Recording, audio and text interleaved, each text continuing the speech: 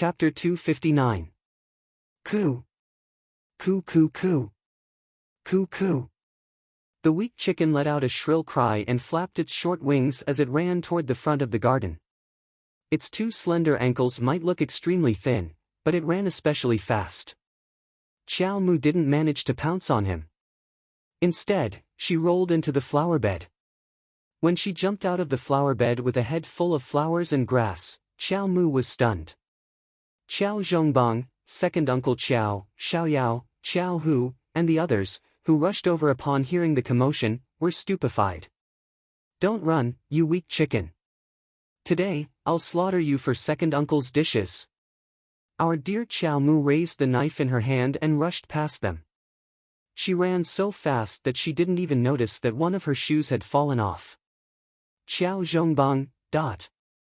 Second Uncle Xiao was overjoyed as he followed behind his little niece and roared with laughter. "Jojo, don't be busy, don't be busy. Second Uncle has braised fish today, so there's no need for this chicken to go with the wine. Don't run." Arbor angrily chased after it. The weak chicken didn't run out of the door and just circled around the court, going from east to west and from west to south. After running several laps around the house, our dear Xiao Mu finally stopped, panting as she carried the knife. She looked at the chicken flapping its wings and cooing in confusion. Why did this fellow run so fast? She was a level 4 mystic cultivator, yet she couldn't catch up to a chicken. How could she endure this? "Come over here.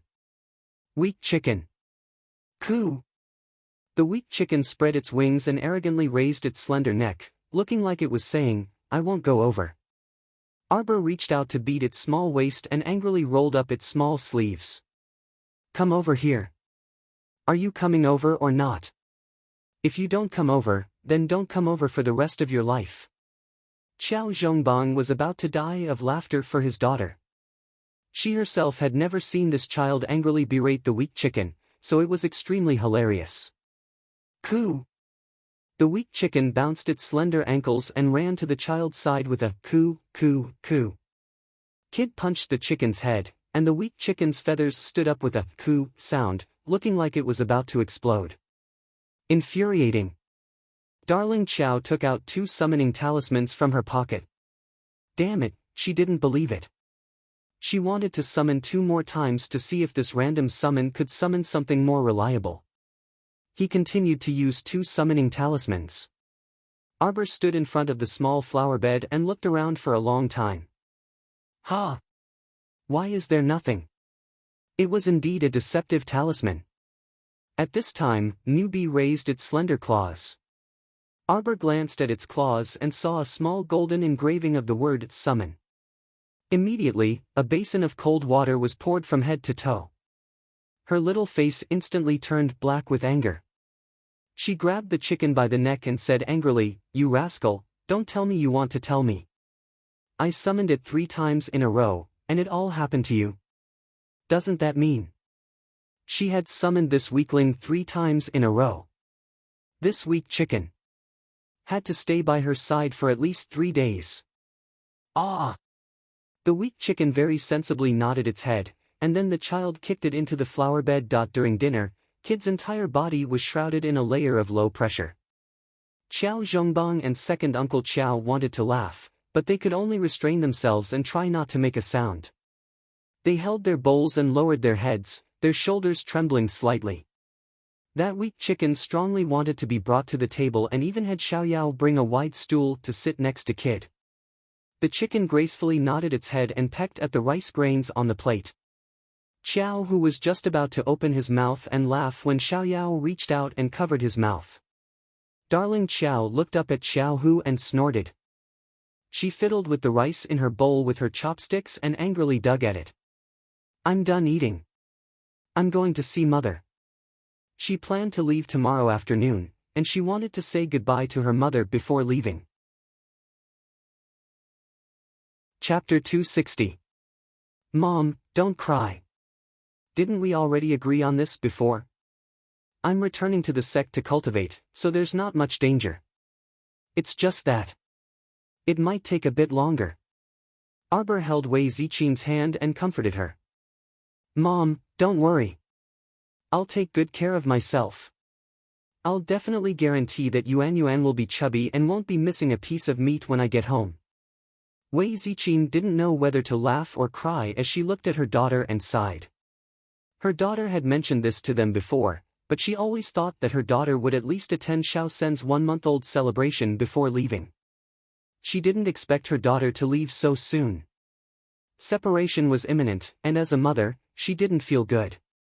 Arbor looked down at her younger brother, who was sleeping soundly in his swaddling clothes, and smiled with a gentle gaze.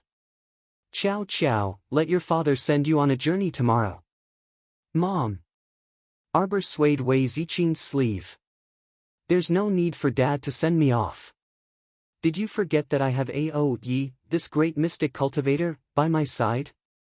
Qiao Zhongbang recovered his mystic cultivator status 2 months ago, and his cultivation even increased by 1 level after eating the peach. He was now a level 6 mystic cultivator. With her father, a level 6 mystic cultivator, holding down the fort at home, Arbor felt more at ease when he left. Mom, is there enough food at home? You child, you just love to worry. Mom already told you it's enough. The 30 talismans you gave Dad, Mom, and second uncle are all filled with food. The leftover food in the kitchen is enough to last us for more than half a year. Also, didn't the city lord's estate send a cart of grain and beans last time? The city lord is too polite, insisting that it's Xiaoma's rations. Xiaoma actually only ate a few meals here. With so much sent over, I can't even refuse it. Are there enough storage talismans? Enough, enough. The things sent by the city lord's estate have all been stored. There are also space talismans in hand, so don't worry. Besides, your father and second uncle will also take on 1 or 2 small missions from time to time. The family will definitely gradually get better. Mother. Qiao Mu buried her head in her mother's arms. Wei Ziqing smiled and smoothed her long hair. Good girl, you left home alone. You must always remember my words. You must be very careful. Our whole family is waiting for you to come back. They said their goodbyes for almost the entire night. His parents, second uncle, Xiao Hu, Xiao Lin, and Xiao Yao all said their goodbyes one by one. The next morning, when the sky was just beginning to brighten, Arbor quietly left the house and ran directly to the Awang Trading Company in the city. When they arrived at the entrance of Awang Trading Company, they saw that the caravan was ready to depart. The middle-aged man leading the caravan was looking left and right. Upon seeing her small figure, she immediately went up to her and nodded politely. You must be Miss Qiao. City Lord Gu has already informed us. We will be responsible for bringing Miss Qiao safely to the western border of the Zhou Kingdom. Arbor looked at the cloth on the 4 or 5 carriages and looked up at the leading man. You must be the Uncle Wang that the city lord mentioned. Thank you. Miss Qiao is too polite, Uncle Wang said with a smile. Take the first carriage. The journey to the Zhou Kingdom is long and will take at least 10 days.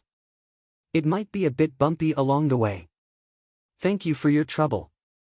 Arbor nodded and boarded the first carriage. This carriage was slightly larger than the one behind, which was filled with cloth. However, there was still a lot of cloth piled up in the corner.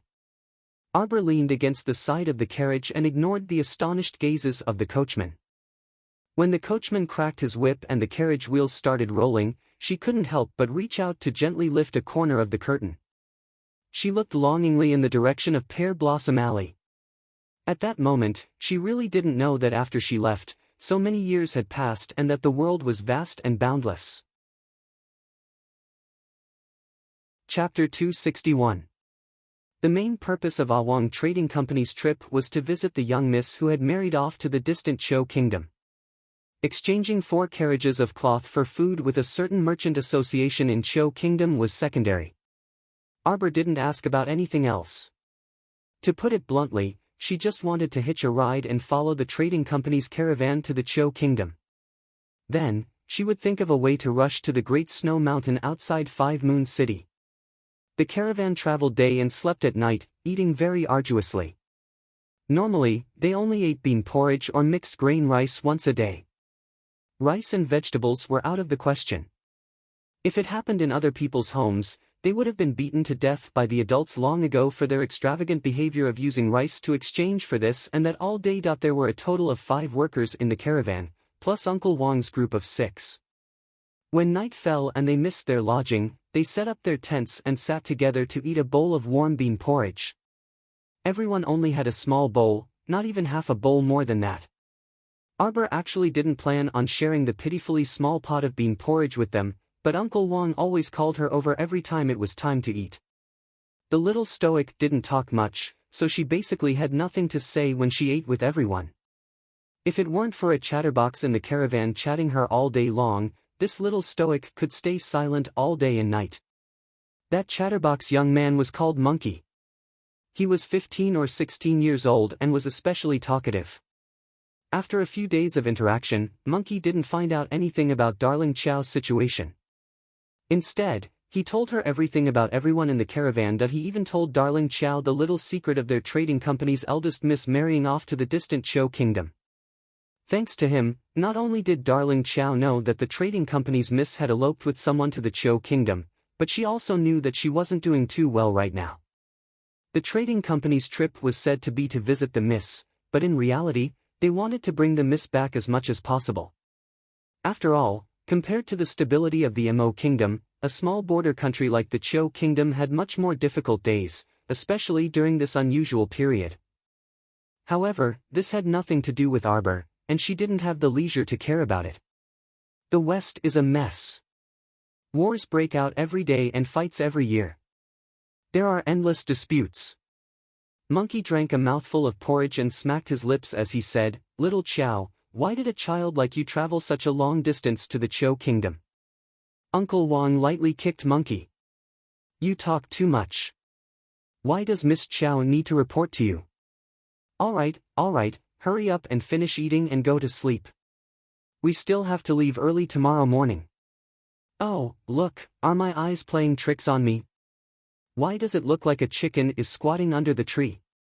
A young man in the convoy rubbed his eyes while holding a bowl of rice. Monkey jumped up and nearly dropped his bowl. "You're not seeing things. It's just a chicken, ha ha ha ha ha. Here's more food for us. Hey, be careful. Don't scare it. Shoo, shoo, shoo." A waiter took out a net from nowhere and sneakily moved closer to the tree. Chow Mu was sitting beside Uncle Wong. When she heard someone say, "chicken," she had a bad premonition. Looking back, he saw Newbie squatting under the tree and cooing. Damn, how did it follow me? When Arbor went out, he deliberately did not bring this thing with him.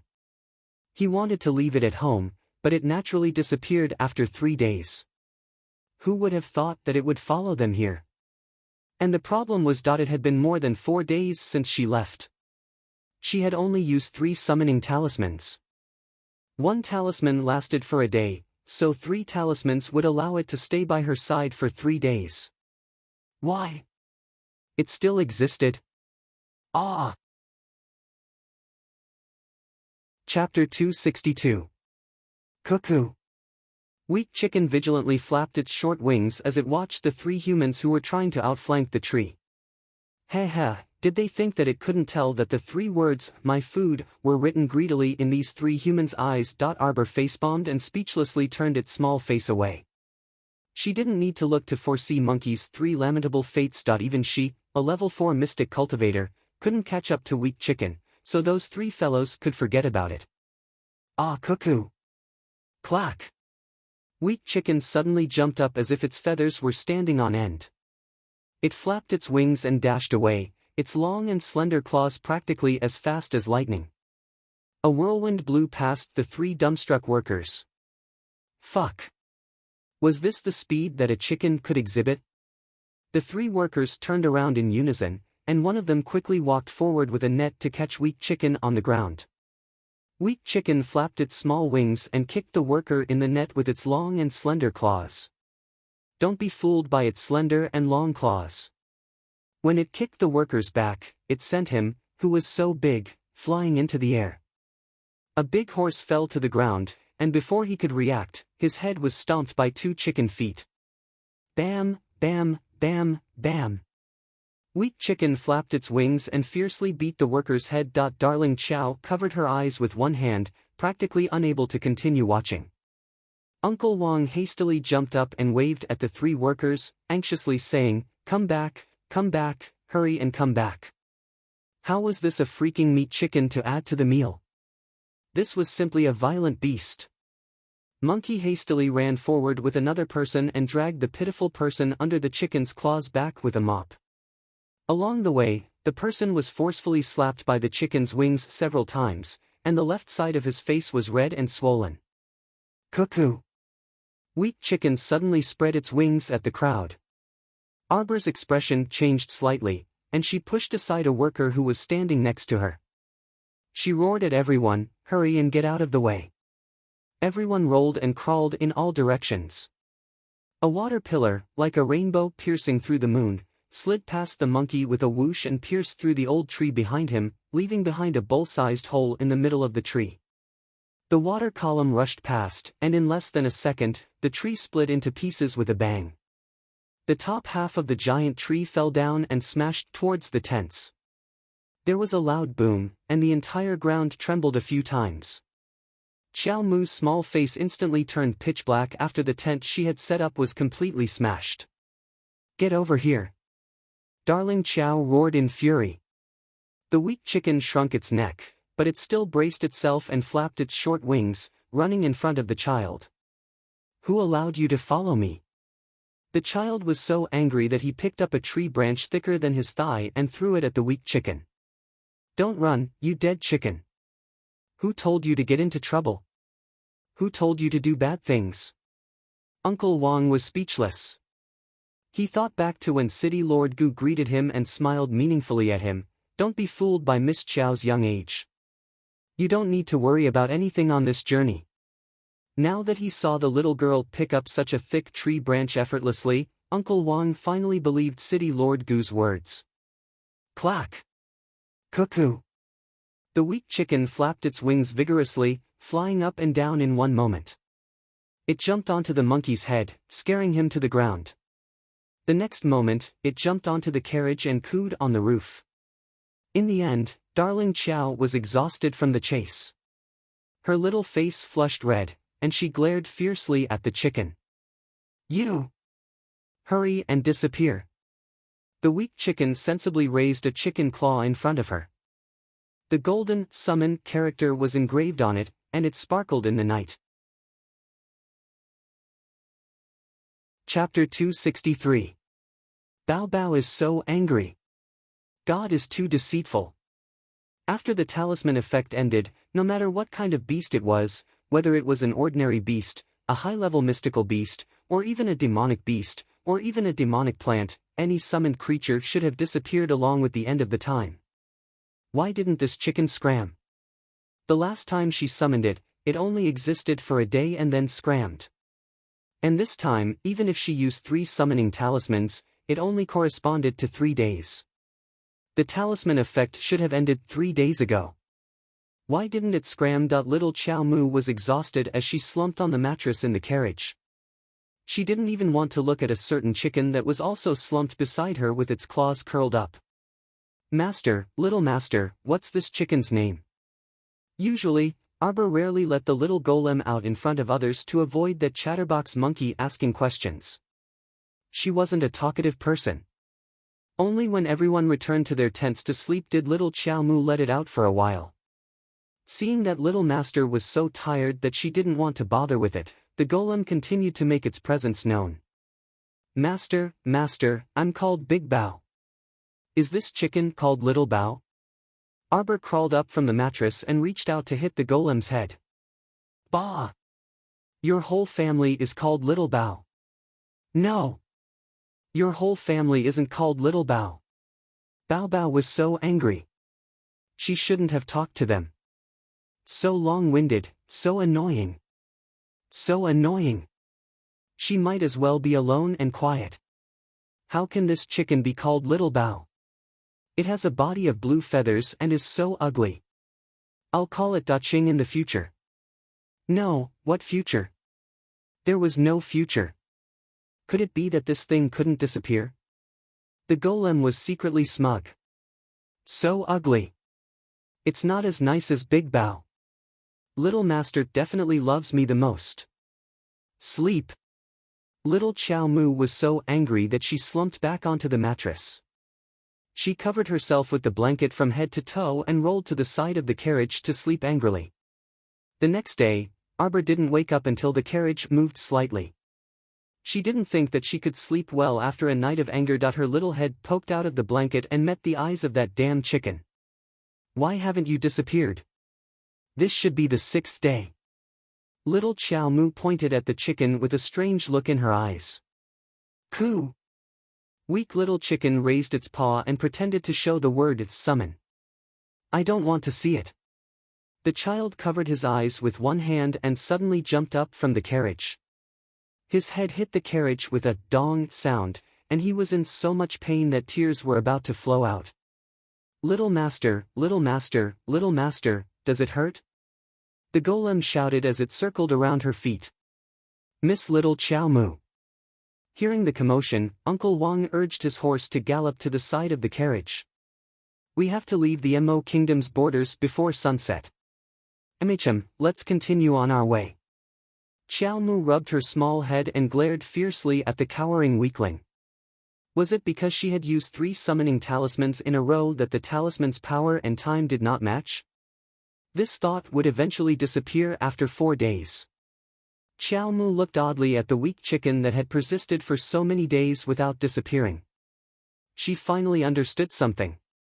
This little little Chow Mu lowered her head and looked at the yellow summoning talisman for a while. She had a bad feeling. Could it be that she couldn't summon anything else but this little? Little Chow, we're entering the border of the Cho Kingdom. Do you want to come out and take a look? Chapter 264. Upon hearing this, Arbor put away the yellow summoning talisman in her hand and lifted a corner of the curtain to look outside. As far as the eye could see, it was all yellow sand and thick soil. It looked hazy, and a few sparse houses could be faintly seen amidst the sand and dust. As expected, the western border wasn't as prosperous and wealthy as the Mo Kingdom. Arbor hopped off the carriage, and the chicken also flapped its wings and hopped to her side, its 2 slender and long claws clicking happily. The border town of the Cho Kingdom is just up ahead. Uncle Wang led a horse and sighed in relief. Our journey here was quite smooth. Miss Chow, let's go over now. Their journey had indeed been quite smooth, especially since they hadn't encountered a single zombie in the Mo Kingdom. Even Arbor found it inconceivable. However, when they exited the Mo Kingdom and entered the Liang Kingdom, they had encountered a small group of zombies. Fortunately, their convoy had escaped quickly, so they hadn't encountered the zombie squad to avoid wasting their energy fighting. The further west we go, the more careful Miss Chow will be. Although the Cho Kingdom is a small kingdom, the king is tyrannical and unscrupulous. The soldiers he raised also casually trample on the villagers. Uncle Wang sighed and shook his head. When we pass through Pony Town later, we will need to hand over some supplies. Miss Chow, just sit in the carriage and don't make a sound. Chow Mu nodded and then boarded the carriage again. Da Ching, that weak chicken, also hopped onto the carriage and sat down next to the child, miming to her. The carriage headed towards Pony Town at the border of the Cho Kingdom. When they reached the entrance of the town, they naturally slowed down and caught up with the group passing through. There weren't many people lining up to pass through the Cho Kingdom border. Most of the people in the northern part of Seekong Planet were concentrated in the Mo Kingdom. Other than the businessmen who came and went, very few ordinary refugees would flee to a small kingdom like the Cho Kingdom to make a living. What are you doing? What are you holding? Give it to me. The soldier who was investigating directly snatched the basket from an elderly woman's hands, ignoring the objections of others. When he lifted the cover of the basket, the stench of salted fish assailed his nostrils. It was so fucking smelly, yet she treated it as a treasure.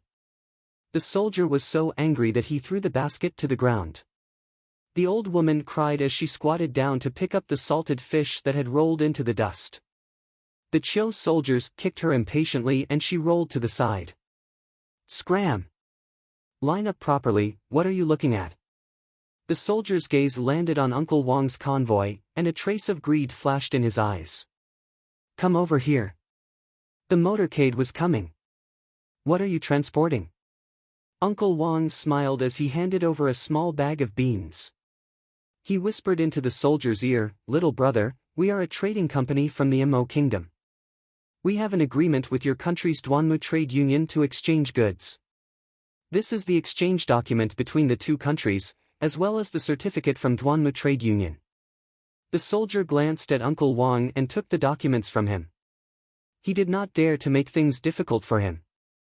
After all, the Duanmu trade union was famous in the Cho kingdom. Even the great king of the Cho kingdom would tremble when the patriarch of the Duanmu family stomped his feet. A mere soldier like him naturally did not dare to make things difficult for a customer of the Duanmu trade union. However, this small bag of beans, which did not even weigh 5 caddies, was truly too little. If the brothers were to split it, they might not even get half a caddy. The soldier glanced askance at Uncle Wong. According to custom, we have to search the convoy. On the side, Monkey glared angrily at the soldier, but Uncle Wong pulled him to the side by his sleeve. He responded with a smile, "Sir Soldier, please take a look. However, our young miss is in the first carriage, so please do not disturb her." Chapter 265. Swoosh! The soldier didn't care about what Uncle Wong said. He lifted the curtain of Arbor's carriage first. In an instant, he was met with a pair of cold and emotionless eyes. The eyes were like a dry well without any ripples. She looked at him as if she was looking at a corpse. He was clearly just a child sitting quietly in the carriage, but the moment he saw him, he gave the soldier a fright. "You!" The soldier took half a step back and was patted on the shoulder by another soldier behind him. "What are you doing?" The soldier who came later pushed aside the soldier in front and leaned over to take a look at Arbor. A strange look flashed through his eyes. The child sitting quietly in the carriage was young, but she sat upright and had a noble aura deep in her bones. Because it was the beginning of autumn, the child wore a black brocade cloak over her pink robes. Her snow-white face was already foreseeable that she would be a flawless beauty when she grew up. "Yo, this little girl looks pretty good." The soldier licked his lips and carelessly touched the child's cold face. However, just as he stretched out his hand, Weak Chicken cooed and lowered its head to peck him fiercely. "Ah!" The soldier looked down and saw a bloody mark on his hand. His expression changed abruptly, and he glared fiercely at the carriage. He had been attracted by the child's cold and beautiful appearance and hadn't realized that there was a chicken in the carriage. "Fuck! It's a chicken!" The soldier's eyes turned green when he saw the chicken. He smacked his lips and said gruffly, "Brothers, there's a chicken here. Let's catch it. It'll go well with wine tonight." The dozen or so soldiers cheered and laughed. They were all excited when they heard that there would be chicken to go well with wine tonight. Who knew how terrible their lives had been recently? Ever since zombies spread throughout the Cho kingdom, it was good enough to barely have 2 meals a day, let alone chicken, duck, and fish. "Soldiers, you can't." Uncle Wong hurriedly went forward to stop them, but he was pushed aside by a soldier. "Little girl, you'd better come down." The oily soldier maliciously extended his hand toward Xiao Mu again. Arbor's eyes were extremely cold. Although she didn't like Weak Chicken, it didn't mean that any cat or dog could bully Weak Chicken. Newbie was her summoned creature, not someone else's dish. Therefore, this group of blind idiots could go to hell. Bam! A kick landed on the oily soldier's face. The other party was caught off guard. With a wail, he fell backward and landed heavily on the ground, stirring up a cloud of dust. The 2 nearby soldiers also ate a mouthful of dust, and their faces were immediately filled with anger. One of them rushed forward and was about to lift the curtain again when he saw a small figure dart out of the carriage with a whoosh, and a fierce fist landed on his eye. His eyeballs almost flew out on the spot. Roar! The soldier covered his eyes and cried out in pain. He fell to the ground on his butt. Before he could see the situation in front of him clearly, he was suddenly slapped in the mouth by a slender chicken claw. He was stunned. The oily soldier that was the first to be kicked down by Xiao Mu strenuously crawled up from the ground and cursed angrily with a contorted face. He glared viciously at Xiao Mu and said, "Damn lass, you're quite capable. See if I don't sell you to a brothel after I catch you." Arbor's pitch-black eyes stared at the oily soldier. It was as if she could shoot a hole through him. Suddenly, she flew through the air and quickly arrived in front of the oily soldier. Arbor waved her hand, and a white light flashed between her fingers and the oily soldier's neck. Chapter 266. Oily soldier was so scared that he broke out in cold sweat. If he hadn't taken a step back, the white light would have slashed his neck. How could this little girl be so ruthless? Unfortunately, that was only what he thought. He thought he had dodged death, but in the next instant, his neck was cleanly separated from his head. There was a thin line on his neck, and it took a while for blood to flow out. The soldiers all stopped in their tracks and looked at the little demon with fear in their eyes. They had never seen a child take someone's life the moment she attacked. How old was she? 7? 8? The people waiting in line had already scrambled to the sides of the road, not daring to make a sound. Arbor kicked away the soldier's corpse and coldly scanned the crowd.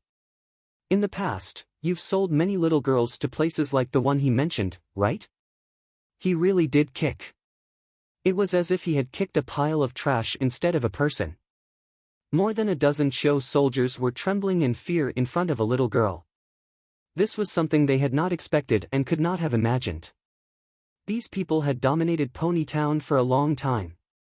They had never thought that they would be defeated by a little girl one day. Looking at his companion's decapitated corpse on the ground, one of the soldiers forced himself to grit his teeth. He flashed the knife in his hand and angrily roared, "Everyone, let's attack together. She's just a little girl. Do you think we can let her go?" Upon hearing this, 4 to 5 sturdy Cho soldiers immediately ran over and brandished their shining sabers at Xiao Mu. A few young men from Uncle Wang's team wanted to help, but the remaining 7 or 8 soldiers rushed up and pressed them to the ground. The Cho soldiers were especially ruthless. They rushed up without a care and swung their clubs at the crowd.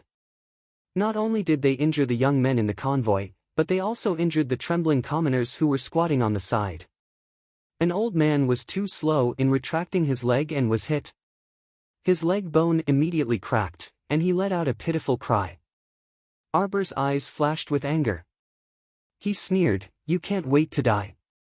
Several bodies securing talismans suddenly floated in front of the little girl. One by one, they split open on the soldiers' bodies. He immediately summoned a black ferrule from his mind and pointed it at the Cho soldiers who were frozen in place with their mouths wide open. "Then die obediently." Xiao Mu was like a sharp arrow that had been shot out. She swiftly circled around the soldiers, and wherever her ferrule passed by, several round heads slid down from their necks one by one. The 7 or 8 soldiers who were crazily beating up the commoners stopped in shock. One of them shouted towards the entrance of the town, his eyes filled with shock, "Quick, go and inform 5 Moon City's guard Hua. Enemy troops are invading." A Cho soldier who was watching the battle at the entrance of the small town immediately mounted his horse and rode into the town in a crooked manner. "Enemy forces? Her?" Xiao Mu was a bit dumbfounded as she poked her small face. Uncle Wang hurriedly ran over. "Miss Xiao, take advantage of the fact that there are no guards at the town's entrance. Quickly follow us into Duanmu Trade Union." As long as he went to Duanmu Trade Union, he would be fine. Duanmu Trade Union had great influence in the Cho Kingdom and definitely had the right to speak. Now that they had alerted 5 Moon City's guards, even if they turned back and ran towards the Liang Kingdom, they would be caught before long. Chapter 267. Unexpectedly, the little girl only shook her head. Uncle Wang, we're already in the Chou Kingdom. According to our agreement, you can leave first. She would not go with them to Duanmu Trade Union, nor would she implicate them. Since she had already chosen to shed all pretense of cordiality with the Chou soldiers, she did not want to let them off so easily. Of course, she was the one who started this, so she would bear all the consequences. Uncle Wang, go to Duanmu Trade Union with the others. I'm fine. Arbor urged Uncle Wang and the others to leave. Uncle Wang was unwilling. I promised the city lord that I would bring you safely to the Chou Kingdom. Brother Monkey, take Uncle Wang away. Don't worry, I'll be fine. If you stay here, I'll have to take care of you. The child curled her lips and said expressionlessly, thank you for taking care of me along the way. We'll meet again if fate wills it. With that, she waved a few immobilization talismans and immediately froze the 7 or 8 horrified Chou soldiers on the spot. At this moment, Uncle Wang had also seen some signs. He had suspected that the child had an extraordinary background. Now that he saw her actions and thought of City Lord Gu's words, he did not hesitate anymore. The child's words made sense. If they continued to stay here, they might become a burden. Now, they had to take the opportunity to enter the town and seek protection from the Duanmu Trade Union. Only then would they be truly safe. The entrance to the town was in chaos. The citizens in line followed Uncle Wang's caravan and hurriedly entered the town. None of them dared to linger. In the end, the entrance to the town was empty except for Arbor. Of course, that was if one ignored the 8 Chou soldiers kneeling at the entrance with their hands tied behind their backs. The weak chicken trotted to Chow Mu's side with its slender and long claws, and it gracefully squatted down beside her. Arbor glanced at it but did not say anything. The weak chicken turned its head and looked at the child. Coo, coo, it cooed. A group of Chou soldiers appeared in Pony Town. There were about 100 of them. 5 Moon City's guards would not arrive so quickly. This was probably the town's overall defense force. The tiny Chou Kingdom only had 1 main city and 2 smaller cities. It wasn't even 1% the size of the northern Mo Kingdom. However, since it was located at the western border, it served as a great barrier against the barbarian tribes in the west. Furthermore, trade was very frequent, so the upper echelons of the Mo Kingdom allowed the existence of this barrier. Otherwise, such a small country with no sense of existence would have been annexed hundreds of years ago. Therefore, when he received the news of an enemy invasion, Ponytown's deputy garrison was truly shocked. No matter how hard he tried, he couldn't understand why they were suddenly attacked. Lianggua did it? Or was it the state of Zhao? Or perhaps the Mo Kingdom? The deputy garrison leader's gaze fell outside the town. His pupils constricted at first, and then they were filled with confusion. There was a little girl sitting at the entrance of the town. She was about 7 or 8 years old. She held a black ferrule in her hand and gently tapped it against her palm. Who are you? The deputy didn't dare to act rashly. He reined in his horse and stood still. Without waiting for the child to speak, a coo sound was heard. Weak Chicken suddenly stood up, shook its short wings, and waddled in front of everyone. The deputy garrison leader and the soldiers were all dumbfounded. What was this chicken doing? Chow Mu also jumped up before taking out a handful of talismans. Weak Chicken cooed, and all its feathers stood on end. With a splash, a pillar of water swept into the group like a torrent. Ah! The group was immediately scattered. Many soldiers rolled and fell in the water. Chapter 268. This time, Arbor froze on the spot in a daze. He really didn't expect this weak chicken to suddenly jump out and fly into a rage. This mouthful of water was really good. Arbor's eyes curved. He was about to praise the weak chicken, which he rarely did, when he turned his head to look. The corner of his mouth couldn't help but twitch inexplicably. The weak chicken's current actions were rather strange, but looking at it lying on the ground and shaking its butt non-stop, that wretched appearance was really unbearable to look at. On the other side, the deputy garrison was helped up from the ground with a dark face. He was drenched from head to toe, looking like a drowned rat. When he got up, the deputy garrison's feet slipped, and he managed to stabilize himself with great difficulty. He turned his head and berated his soldiers to regroup. A bunch of cowards. So many people couldn't even handle a chicken. The deputy garrison roared, "Hurry up, hurry up." When he turned his head to look at the chicken, he couldn't help but be stunned as well. This chicken. What was it doing? It kept shaking its butt and using its claws to dig a hole in the ground. Its butt kept rubbing against the hole. Was it trying to start a fire on its own? Or was it fucking constipated? Sir! This chicken fiend is very strange. A soldier stretched out a finger and pointed at the weak chicken as he spoke in a genteel manner. Nonsense. Can't I see that there's something strange about this chicken? Who would normally raise a chicken that could spray water so far? Not only did it wash over 100 of them, but it also drenched them all. What an outrageous chicken. The deputy guard slapped away the arrogant soldier with a slap. All of you. The deputy garrison stretched out his hands and gestured for them to charge forward. All of you, go. Capture it alive for me. See if I don't kill it alive and steam, fry it. Coo! The weak chicken raised its head and looked at the deputy garrison with a cute and innocent face. The deputy garrison felt like he had seen a ghost. Why did he feel like this damn chicken seemed to understand what he was saying? Go! The deputy garrison shook his sleeves, and a bunch of soldiers behind him roared and rushed toward the weak chicken that was digging a hole in the middle. Xiao Mu stood behind weak chicken and couldn't help but raise her hand to cover her face. Newbie had been digging a hole. Could it be that it was digging a coffin for itself and jumping in to bury itself? Screech! Suddenly, weak chicken let out a long and clear cry that tore through the sky. Under everyone's watchful eyes, the weak chicken's body was undergoing a strange transformation. It kept rubbing its butt, and its sharp tail feathers kept extending and extending. A wisp of blue light suddenly bloomed all over its body. Its pair of pitifully short wings suddenly spread out, leaving behind a gorgeous shadow. When it spread out, it was at least 10 meters long, and its green wings stretched straight to the horizon. Xiao Mu was dumbstruck and subconsciously blinked her eyes. Compared to the young master's dumbfounded expression, the deputy garrison guard and his men were the most terrified. They wished they could poke their own eyes out for comfort. Chicken. Chicken my ass. What kind of chicken was this? Who could tell them that this big bird with beautiful wings and green eyes, which part of it looked like a chicken? Ha! Ah!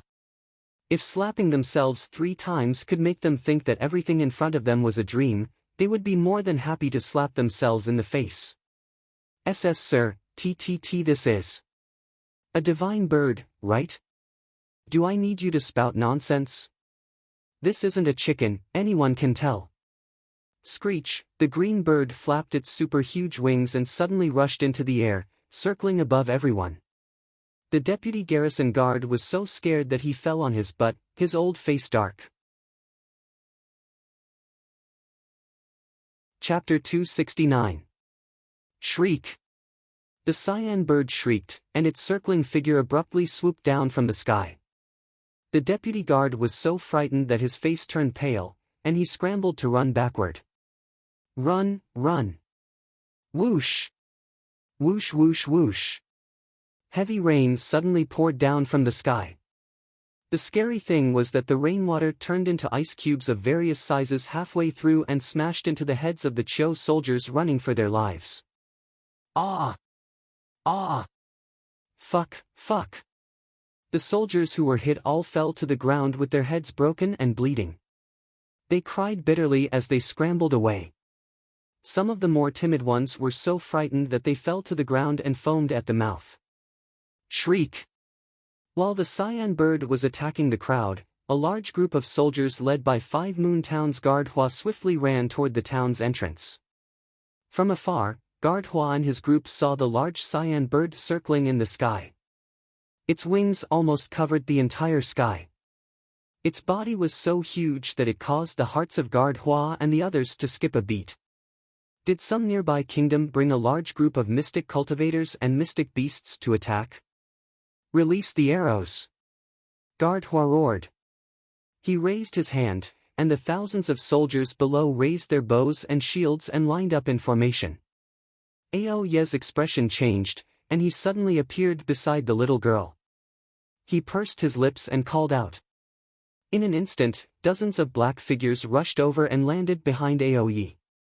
The little guy turned around and looked at the youth who stayed up all night with a dumbfounded expression. Shui's eyes were filled with a strange expression. Today was so lively. First, the weak chicken ascended to the heavens. Then, Ao Ye attracted so many people. If Ao Ye hadn't taken the initiative to tell them to show themselves, the child wouldn't have noticed so many people lurking around her. Every one of these youths in black had cultivation auras that were no weaker than Ao Ye's. Why was it like this? Since when were level 10 mystic cultivators as common as cabbages on Sikong planet? As expected, poverty limited one's imagination. Thinking back to her previous life, she simply couldn't come into contact with this magnificent level. Moreover, how weak was she that she couldn't reach the standard of a level 10 mystic cultivator until her death. No wonder she was tortured to death without any room to retaliate. She wanted to increase her cultivation. She wanted to advance. She wanted to work hard to become stronger. The youth's gazes fell on the little girl in the middle. The little girl was clenching her small fists with a strange expression on her face. She clenched her fists forcefully again and again, making a comical gesture. What happened to Miss? Stay Up Late was speechless as he looked at the child. Inside, however, he was smiling. It was rare to see Miss so full of life. It was really good. He didn't know what had touched the depths of her cold heart. When the little stoic returned to her senses, she discovered that her actions were very strange. With a stoic face, she calmly retracted her small hand and turned to look in the direction where the thousands of arrows were simultaneously released. Release the arrows! Behind Guard Hua, hundreds of thousands of arrows flew out and shot towards the blue bird in the sky. The little girl's face changed. She stomped the ground and tried to run, but Stay Up Late grabbed her arm. Young miss, wait! Screech! The blue bird flew up in midair, bringing with it a ray of blue light. In the blink of an eye, all the arrowheads in front of it were sucked in. At this time, it was as if time had stopped, and all the arrowheads stopped in front of the green bird. Guard Hua looked at the sky in horror and abruptly berated his subordinates, "Retreat! Everyone retreat, retreat! All of you rascals, listen carefully. The one who will take your lives today is me. My name is Qinghuan. I was born from heaven and earth." Screech! After the stern screech, countless motionless arrowheads uniformly changed directions and violently shot towards Guard Hua's army. Chapter 270. Ah! Guard Hua and his men ran into the town, scared witless. They scrambled to find cover to block the arrows. However, the arrows came too suddenly. The Chiu soldiers had no time to react. At least half of them were injured by the arrows. They fell to the ground and wailed in terror. Xiao Mu's face was filled with shock. After a while, she pulled her gaze away from the scattered Chiu soldiers. She looked up at the sky and suddenly heard a low cry. The blue bird quickly flew in front of her. Before she could react, she felt her body lighten. She was thrown onto the bird's back, and it rose into the air. The child knelt on the bird's back in a daze and looked down. Guard Hua was hiding in the crowd. He was furious. With the help of a few people, he managed to climb up the town's observation tower and ordered the soldiers to use the large crossbows to shoot the blue bird in the sky. These large crossbows were powerful and had a long range. However, they had an obvious weakness: they were slow to load. Guard Hua's expression was vicious. He didn't order the soldiers to aim at the blue bird, but the child on its back. However, just as he moved, Ao Ye's sword was pressed against his neck. Guard Hua didn't even see the figure clearly. All he saw was dozens of black figures quickly climb up and occupy the observation tower. With a few slashes, they slit the throats of the surrounding Cho soldiers. Blood dripped down the high platform. Below, thousands of soldiers raised their spears and machetes and surrounded the entire observation tower. Ao Ye's sword lightly touched Guard Hua's neck. Guard Hua felt as if a venomous snake had slithered up his neck. It was so cold that his entire body trembled. "What are you doing?" "Obediently retreat, and I'll leave your corpse intact." With that, he took out a token and waved it in front of Guard Hua coldly. Guard Hua's pupils constricted. If not for the fact that he was being held by someone, he would have collapsed to the ground already. This was the personal token of the Mo Kingdom's crown prince. Why did it turn out like this? Why did it provoke someone like the crown prince of the northern Mo Kingdom? Guard Hua was sweating profusely. He had no idea what was going on. "Move quickly. Tell your men to stop shooting arrows and throwing stones. Otherwise, it will be seen as a provocation. You won't be able to withstand the wrath of the crown prince." Stay Up Late pressed his sword against Guard Hua's neck. At the same time, the blue bird circling in the sky used its huge wings to fan a gust of wind, suddenly knocking down all the stones and arrows that were shot into the air. The Cho soldiers howled in agony. They were no match for the blue bird. Guard Hua hurriedly shouted, "Stop the attack! Stop!" Screech! The blue bird flapped its huge wings and glided across the vast blue sky. In an instant, it disappeared before everyone's eyes. Stay Up Late slid his sword across Guard Hua's neck and tossed his corpse off the watchtower. The Cho soldiers reached out to catch Guard Hua's falling corpse. They were all leaderless and fearful as they looked up at the dozens of black-clothed youths with powerful auras on the observation deck. "Go back and tell your great king to properly inventory a batch of supplies and send it to Miss Chow from the Holy Water Sect's first peak as compensation for your offensive words. If the compensation isn't in place within 3 days." Stay Up Late narrowed his cold eyes. "You don't want to know the consequences of offending our crown prince." After throwing down these harsh words, the group of black-clothed youths immediately left. They naturally didn't care about the Cho soldiers' wails below. Chapter 271. Miss Chow had no idea that her classmate, Aoyi, had asked her for compensation. She sat on Blue Phoenix's back, her face hurting from the strong wind.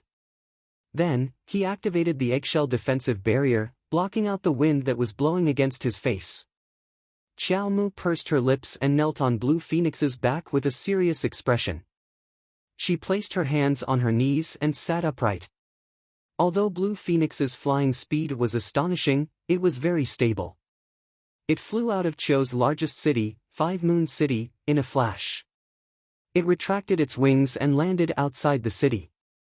However, they were too eye-catching as they flew through Cho's borders, causing a commotion in Five Moon City. However, no one chased after them, and Xiao Mu didn't want to know the reason. Right now, she was so angry that her stomach was about to explode. She looked up and saw large stretches of undulating mountain ranges. They were covered in snow all year round. That should be the snowy mountain that her master had mentioned. After Qing Luan landed on the ground, it put her down and retracted its pair of long wings. Its entire body shrank. At this moment, Qing Luan had completely transformed into a fluffy little chick. If its blue feathers were to turn yellow, then it would truly be a little yellow chick. The little chick flapped its short wings and flew to Arbor's shoulder. It nuzzled its head against her neck, purely to show its goodwill. However, the flattery backfired.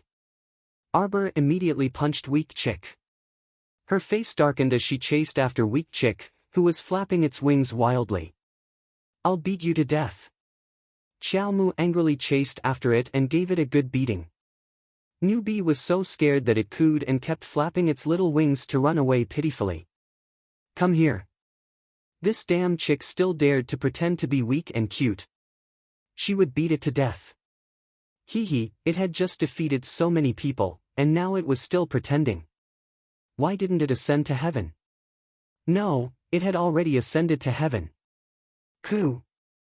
The little chick ran quickly. It flapped its short wings and flew up and down. One adult and one chick, one human and one chick, dashed up the mountain path. The little chick suffered 2 punches on its head. After being roared at by the child, it pathetically stopped running.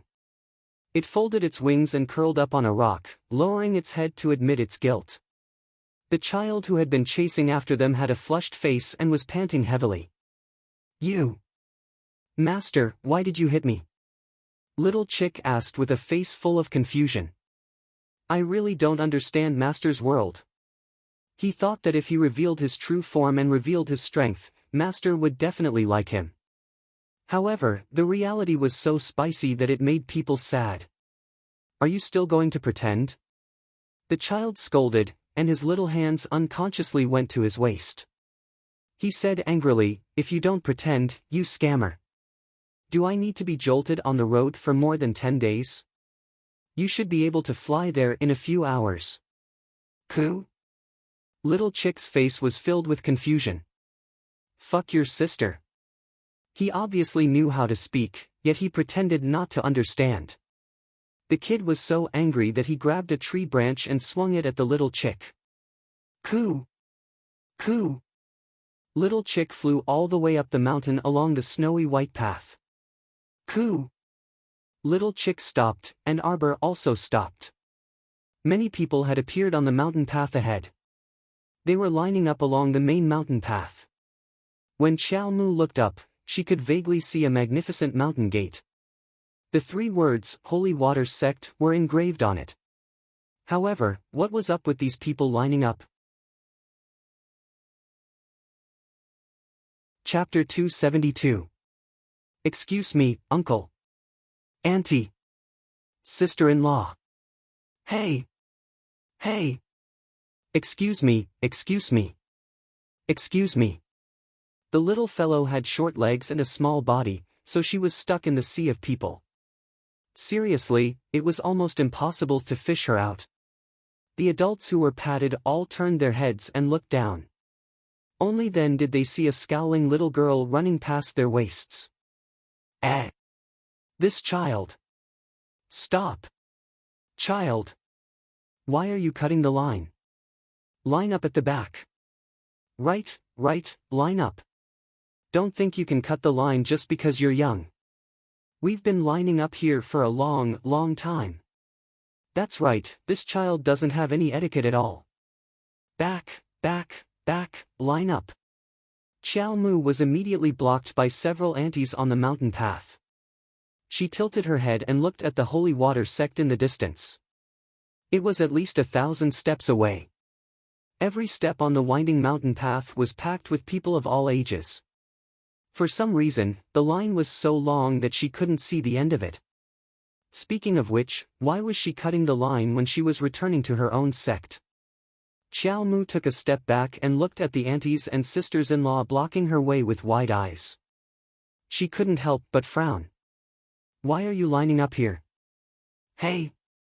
This child! You're still acting like you don't know what's going on. Oh, you're so young, but you're quite scheming. Then why did you come here? An older sister-in-law said to Xiao Mu with a glare as she clutched a shy 12-year-old girl next to her. I came to find my master. Xiao Mu impatiently tried to squeeze through the crowd. Stop. Who didn't come to find master? That's right. This child is too. Where are your parents? They didn't bring you to line up. Another auntie angrily scanned Arbor while holding her 8 or 9-year-old granddaughter's hand. You also came to find master? Shit. Murong Sun kept saying that she was exceptionally talented and would only have her as her last disciple in her life.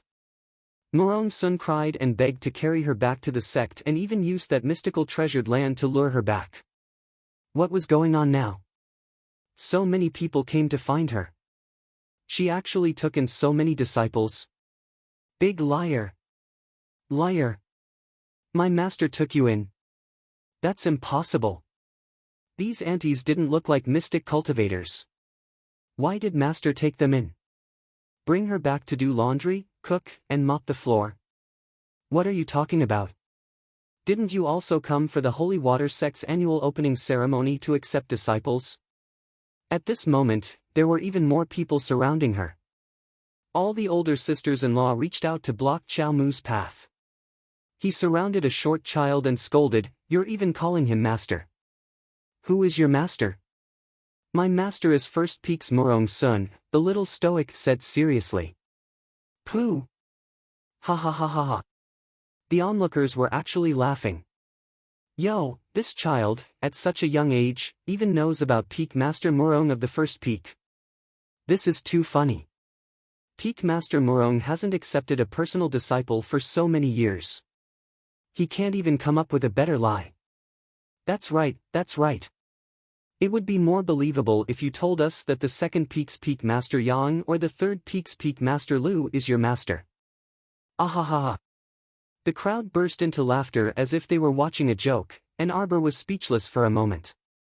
Caw! The little chick, who was squatting on Arbor's shoulder, suddenly jumped as if it was about to explode. Arbor hastily reached out to grab the little cyan chick. These aunties and uncles were just a bit bored and had bad mouths, but they weren't like those Cho soldiers who wouldn't shrink from any crime. They couldn't withstand Qingluan's icy breath. Chapter 273. The child hugged a chick and looked adorable, but her face was a bit stoic and did not have much of an expression. Anyway, don't cut the line. Go line up. A plump woman pouted and waved her hand at Arbor. Arbor turned to look at the mountain gate that seemed to stretch to the horizon and sighed in her heart. Why didn't she see a single senior sister? Opening the mountain gate and accepting disciples was such a big event, so there should be many disciples coming out to receive them. Where were eldest senior sister and second senior sister? She didn't see the senior sisters she was familiar with from second and third peaks either. Qiao Mu looked down at the red carp jade pendant in her hand. Murong Sun tossed her the sect token before she left, and the words, First Peak, were engraved on the back of the jade pendant. If she randomly met a senior sister and showed it to her, it should be enough. Right? Qiao Mu looked up and saw a little girl in red about 10 years old waving at her from the top of the stairs 20 steps ahead of her. Soon, a blue-clothed maidservant ran down and pulled Qiao Mu's hand. She said to the aunties around them, "This is our family's child. Sorry, make way, make way." That maidservant pulled Qiao Mu's hand and squeezed her way back to the little girl in red. "Little sister, are you okay?" The little girl patted Arbor's shoulder and smiled at her, revealing a small dimple on her left cheek. Qiao Mu woodenly shook her head. "You're also here to participate in the Holy Water Sect's entrance test, right? Don't be scared, just stay by my side." "You? Are you also from the nearby Cho Kingdom?" The little girl in red was dressed in a neat riding outfit, but she was valiant and formidable at such a young age. It did not seem like she was from the Cho Kingdom. "No." The little girl shook her head. "We're from the Alava tribe in the west." "I'm Doya." "What about you? What's your name?" "And my name is Arbor," the little stoic answered. However, she thought, Holy Water Sect's entrance test is such a big event, so it must have spread all over the world. No wonder there are so many people lining up here. Doya smiled, and the dimple on her left cheek deepened. She reached out to rub the little stoic's frozen face. "Little sister, don't pull a long face. It should be our turn to be tested very soon." Then, as Miss Doya had said, it should be very soon. Damn, it was not until the sun had set in the west that they finally saw 2 or 3 people in front of them. It was almost their turn to be tested. Qiao Mu was so depressed that she wanted to squat on the floor and draw circles. After queuing for so long, he finally saw his own sect. If he had known earlier, he would have asked his senior sisters for a sect messaging talisman. "Stretch out your left hand." 2 female disciples were sitting in front of the mountain gate.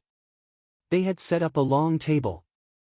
At this time, the sky was slightly dark, but the rows of stone troughs on both sides of the mountain gate were already burning with raging flames, clearly reflecting everyone's faces. Arbor glanced at them and found that she didn't know any of the two female disciples who were sitting or those who were standing behind them.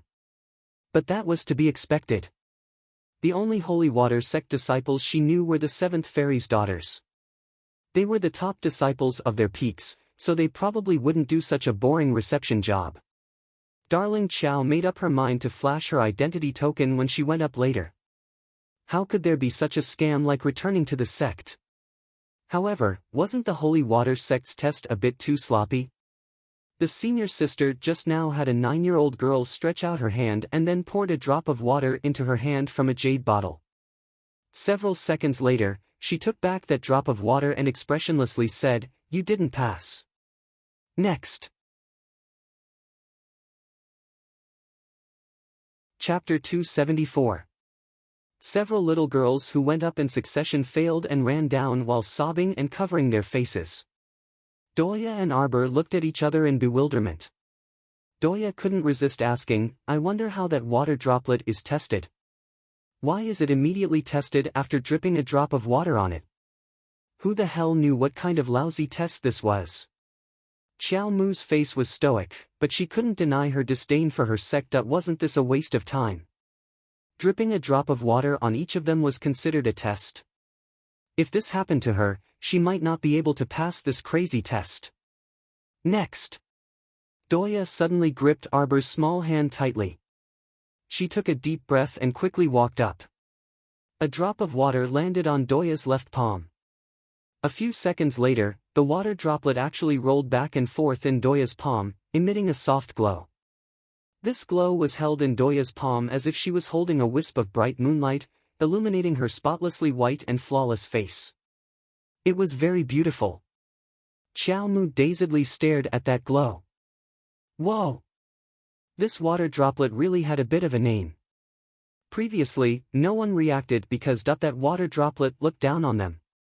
The two holy water sect senior sisters behind the long table revealed faint smiles and nodded at Doya. Very good. Pass and stand behind us. Oh, so the 4 girls standing behind the two holy water sect senior sisters had passed the test. Wow, including Doya, there were only 5 people. There had probably been over 10,000 people tested earlier. Only 5 out of 10,000 people. This probability was too low. Doya's dimples deepened as she smiled. She turned around and gestured for Xiao Mu to work hard before excitedly standing behind the 2 senior sisters. Next. The 2 holy water sect senior sisters were startled when they saw Xiao Mu walking up. Wasn't this child too young? Many people surged up the steps behind them and squeezed between the first and second steps to watch the test. They all whispered to each other and asked about the test. When they saw the child, the women who were blocking her earlier all pursed their lips in disdain. This child is so young. She definitely won't pass. That's right. If it was that easy to pass, so many people wouldn't have been eliminated. Xiao Mu bounced in front of her 2 senior sisters and reached out to touch the red fish jade pendant in her pocket. Stretch out your left hand. You don't need both hands, one of the senior sisters said softly. Yes, don't be nervous. It won't hurt. The other senior sister also nodded, thinking that Arbor was so nervous that he didn't know where to put his hands and feet. Xiao Mu was speechless. What's wrong? There are still so many people who haven't finished the test yet. Master. The 2 female disciples stood up at the same time and bowed respectfully to the person who had come. The newcomer looked to be around 26 or 27 years old. She was dressed in a purple dress with purple bamboo embroidered on the hem. She had a smile on her face and looked like she wouldn't keep a straight face no matter who she met. It's fine. You guys continue. Master is just here to take a look. The second Peak's Peak Master, Yang Shirong, covered her mouth and smiled. In an instant, murmurs could be heard from all directions. All the sisters-in-law and uncles who were holding on to their children became excited. This was the second Peak's Peak Master Yang. If she saw how outstanding their children were during the test, she would definitely take them in as her disciple immediately. Alright, let's begin the test. Little sister, stretch out your left hand. Xiao Mu had a puzzled look on her face. She had just taken out the jade pendant from her pocket when her left hand was pulled over. A drop of ice-cold water that seeped into her bones dripped onto her small palm. Suddenly, the drop of water emitted a bright and flawless light in the child's palm. A blinding white light spread out from her palm. Compared to Doya's faint soft light from before, this was what it meant to be truly radiant. In an instant, it cut through the night and illuminated the surroundings. Chapter 275. Yang Shirong's eyes widened in shock. The gentle expression that had never changed for 10,000 years had long since disappeared. What replaced it was shock. Shock. And shock again. Quick, give her another drop. Yang Shirong's eyes narrowed in excitement as she stared at the child who was standing there dumbstruck, as if she was afraid that the child would be taken away immediately. Han He hurriedly got up and walked quickly to the child. She gently pulled the child's left hand and dripped another drop of water onto her palm. In a daze, everyone's vision was taken away by a blinding white light. Nothing in the world could block the blinding light. It was only when the 2 drops of water slowly seeped into the skin of the child's palm that the terrifying and dazzling light gradually faded away. Yang Shirong's mouth was agape for less than a second before she pounced on the child like a hungry tiger pouncing on its prey. The child was startled and her eyes widened as she subconsciously took a few steps back. But how could she be a match for Peak Master Yang? Peak Master Yang hugged her tightly and pulled her into her arms. Good disciple, quickly follow Master back to the second peak. Master and disciple are indeed fated to meet even though we're thousands of miles apart. Look, it's already so late, but Master can still bring you back, ha ha ha ha ha. Master's trip here was not in vain. Yang Shirong hugged the child tightly in her arms as if she was hugging a precious treasure. The child uttered a few syllables. Master, am I? Hey! Good disciple. Don't speak, it's already so late and you must be tired. Master will bring you back to the second peak to rest. Then, without waiting for the child to speak, she flew away with a whoosh. Her speed was so fast that it was as if something was chasing after her. Why was it so bright just now? Could it be that the divine water has a particularly large reaction to someone? Sui floated past. A cold and beautiful woman suddenly appeared in front of everyone. Greetings, Uncle Master. Han He and Lu Yun recovered from their shock and hurriedly bowed. Who's so talented? To be able to emit such a dazzling light, this was something that had never happened before. Han He said, yes, it's a disciple that Master just took in. Master has already brought her back to the second peak. Lu Yun snorted heavily. Han He didn't even dare to tell Martial Uncle Lu that the little junior sister whom Master had snatched away just now had such astonishing talent that she had actually absorbed 2 drops of God's water into her body. TSK, if you want to take in a disciple, then so be it. It's as if you want to snatch him away. You didn't even show your face and snatched him back to the second summit. A mocking voice followed. She didn't even need to see who it was. She knew it was eldest Aunt Master Murong Sun just by hearing that carefree smile. Greetings to Martial Uncle Murong. Murong Sun casually waved her hand. This Peak Master merely saw the commotion here, so I came to join in the fun. It's nothing special, so go about your business. After she finished speaking, she leaned against the long table with a smile on her face and winked at Han He as she said, Little He Z, what kind of disciple did your master take in just now? He ran away in such a hurry. It's not like it can't be exposed. That junior sister with great talent.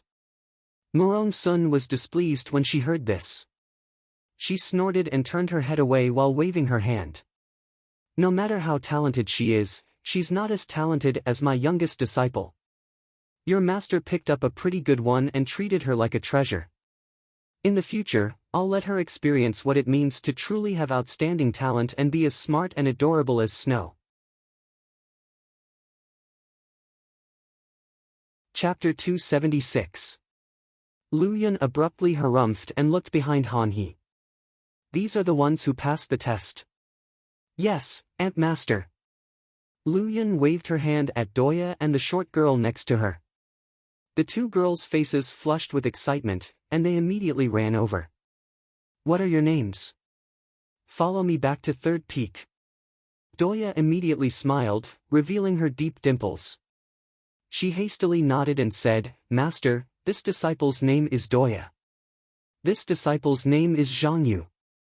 The girl called Zhang Yu was half a head shorter than Doya, but she was chubby and much wider than Doya. Her grape-like eyes swiveled around, looking very clever and quick-witted. Yes, you two will follow me back to Third Peak. Lu Yun nodded aloofly. Wait, you little fellow. Murong Sun's figure swayed, and she arrived in front of Zhang Yu, lifting her off the ground. Lu Yun's aloof face darkened, and she glanced at Murong Sun. Senior Sister Murong, what are you doing? I'll take these two disciples. You can do whatever you want with the rest. Murong Sun rolled her eyes at Lu Yun. I've already taken in a closed-door disciple, so I won't take in disciples in the future. What did she care about? Compared to her stoic-faced disciple, these, and these were all too lacking in aptitude. They simply couldn't enter her eyes. Greetings, Aunt Master Murong, Zhang Yu, who was being carried by Murong Sun, said with trepidation. Don't call me Aunt Master yet. Murong Sun narrowed her eyes and shook Zhang Yu in her hand. You brat, you still want to trick me? You're a boy, right? Her words stirred up 1,000 ripples. The spectators were all dumbfounded. They had yet to recover from the news that a child who appeared to be 7 or 8 years old had just passed the Holy Water Sect's bizarre test in a high-profile manner and was carried away by Second Peak's Peak Master Yang like a treasure. At this moment, they were struck dumb by this wave. What? Everyone in the world knew that Holy Water Sect did not accept male disciples. Could it be that this child planned to disguise herself as a girl and sneak into Holy Water Sect? Zhang Yu started sobbing and whining delicately, I'm not a boy, I'm not a boy. Murong Sun thoughtfully glanced at Zhang Yu and sarcastically said, how about you take off your pants? Why don't I take off your pants? Zhang Yu's face immediately turned red. The surrounding crowd was fired up, and they all scolded, a boy like you actually wants to sneak into the Holy Water Sect? Isn't that so?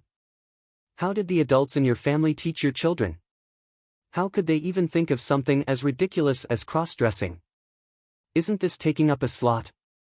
Seriously. By the looks of it, a peak master would at most take in 1 or 2 disciples. Yet, this brat wanted to snatch a spot. This was simply unforgivable. At this moment, a rotund middle-aged man jumped out from the crowd and pointed at the crowd angrily. You talk too much. My son clearly passed the test. How can you not let him enter the school? My son has been raised like a little girl since he was young. You can just treat him like a little girl. Besides, he had clearly passed the test. No, you can't throw us out. You can't throw him out. The fat middle-aged man was already held up by 2 female disciples. He stomped his 2 short legs and roared angrily. Our dear Zhang Yu even hugged Murong Sun's arm and wailed loudly, continuously wiping away his tears. Aunt Master, accept me, accept me. I'm a miss. Murong Sun, Lu Yun, Everyone, What an odd pair of father and son. Unheard of, unseen. Chapter 277. Murong Sun did not know whether to laugh or cry as she waved her hand. Invite them down the mountain. The first rule of the Holy Water Sect was that they did not accept male disciples. Even if you could say something nice, it was still not allowed. Little Zhang Yu wept as he slid down the ground. Adhering to the principle of hugging someone's thigh, he tightly hugged Murong Sun's leg and refused to let go.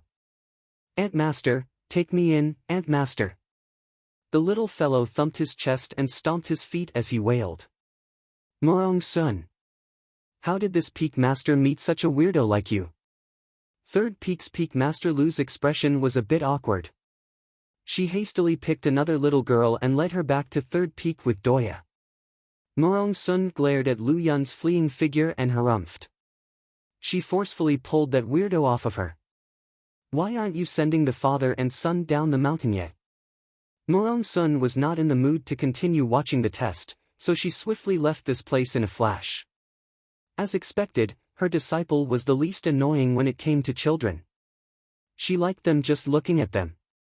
As for our dear Qiao Mu, how could she have known that the entrance to the mountain would be so lively after the event? She also did not know that her unreliable master, Morong Sun, had come. Halfway through being carried back by second peak's peak master, Yang Shirong, she felt all the mystic energy in her mystic meridians roiling endlessly. This feeling was very similar to that she was about to advance. Previously, she had been stuck at the initial success stage of level 4 mystic cultivation and had been stuck for a long time without any movement. So what was this inexplicable situation? Although she could sense a very dense mystic energy aura as soon as she entered the holy water sect, wasn't this too ridiculous? She had not even meditated to cultivate yet, so why did it feel like she was about to advance? Qiao Mu quickly collected her thoughts and opened her dantian. She saw that her mystic meridian, which was originally hidden under the tree roots and securely wrapped by countless roots, was now exposed and endlessly absorbing the mystic energy roaming through her mystic meridians. Milky white mystic energy was rapidly flowing through her mystic meridians, which were different from all the other meridians in her body. Her mystic meridians swelled slightly and slowly expanded. Arbor could sense that her mystic meridians were slowly thickening with this subtle expansion. Her mystic meridians that were originally half a finger wide had now gradually expanded to be close to a finger wide.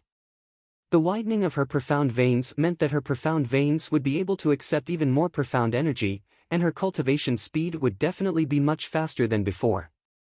My dear disciple, you're about to break through. Peak Master Yang exclaimed. He hurriedly landed on the second peak with the child in his arms. Arbor didn't even have time to take a look at what the second summit was like before he was quickly brought to the second summit by Yang Shirong, to the cultivation room with the densest profound energy. Disciple, don't worry. Master is right outside. Focus on advancing, don't be impatient. Also, don't rise too quickly all of a sudden. Maintain a steady state of mind. As cultivators, we must have a limit in our hearts and a bottom line. Advancing to a certain level is enough, even if there is still energy left over. This child looked like she didn't have any cultivation just now, so how did she suddenly display the cultivation of a level 4 mystic cultivator? How would Yang Shirong know that due to the fact that he was about to advance, the profound energy in Arbor's body was flowing so violently that it directly dispersed the aura concealing talisman's power? After the cultivation room closed, Yang Shirong was still worried and paced back and forth outside. The child looked too young, so she didn't even know if she understood what she said just now. Yang Shirong was worried that the child would be too excited and directly advance without any obstructions. This definitely wouldn't be beneficial to her future cultivation. 2 drops of sacred water had been absorbed into the child's body, so the effect of her advancement would definitely be very terrifying that she hoped everything would go smoothly. Chapter 278. Our dear Arbor felt very baffled. She simply didn't expect that the opportunity for her advancement this time was related to those 2 strange drops of water just now. She only thought that it was because the holy water sect's mystic energy was so dense that her stagnant realms suddenly loosened up. Arbor sat in the cultivation room and held her breath. She immediately sensed the endless mystic energy pouring in from the outside and entering her mystic domain through her rapidly agitating mystic meridians at a terrifying speed. The sapling Chocho in her dantian happily extended its branches and hurriedly absorbed the mystic energy continuously pouring in from the outside world. It sucked in mouthfuls at a speed not inferior to Arbor's absorption speed as it fought over mystic energy with its little master. Our dear Qiao Mu, who had long been accustomed to the deceptive tree bandits' methods, could already turn a blind eye to it and not care in the slightest. Right now, she only felt a bit shaken. The mystic energy rapidly flowing in her mystic meridians was rushing into her mystic domain at a jaw-dropping speed. The barrier to the initial success stage of level 4 Mystic Cultivator was broken through in an instant. Our dear Xiao Mu quickly experienced what was called an abnormal advancement method. She watched helplessly as the barrier to the phenomenal success stage of level 4 Mystic Cultivator, and even the peak stage, was broken through, and she triumphantly advanced all the way to level 5 Mystic Cultivator. This kind of advancement speed caused Arbor to become vigilant. She looked inside her body again and saw that other than the milky white mystic energy continuously surging in her mystic meridians that were close to the width of a finger, there were also strands of an unknown silver substance that floated back and forth in her mystic meridians. Compared to the dense mystic energy, these strands of silver were pitifully few. However, Arbor's brows furrowed slightly. In her previous life, she had never seen this kind of silver substance in her mystic meridians. However, now was not the time to think about this. The urgent matter at hand was to suppress her rapidly advancing cultivation as soon as possible. Aunt Master Yang was right. Mystic cultivators had to have a limit when it came to mystic cultivation. They couldn't blindly advance rashly in their cultivation. It was better to stabilize it before advancing.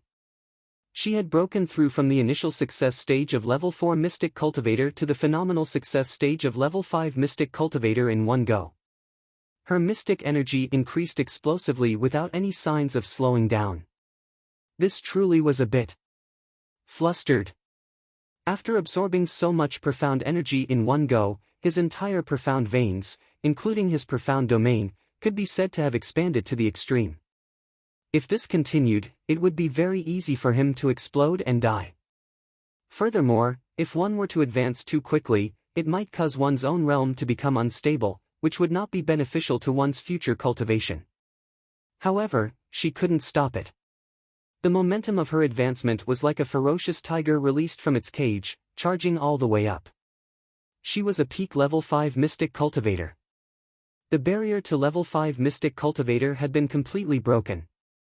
She had entered level 6 Mystic Cultivation and was gradually reaching level 6 Mystic Cultivation. Xiao Mu was on the verge of tears. She subconsciously called out, "What about Cho-Cho? I can't stop the momentum of my advancement. Cho-Cho."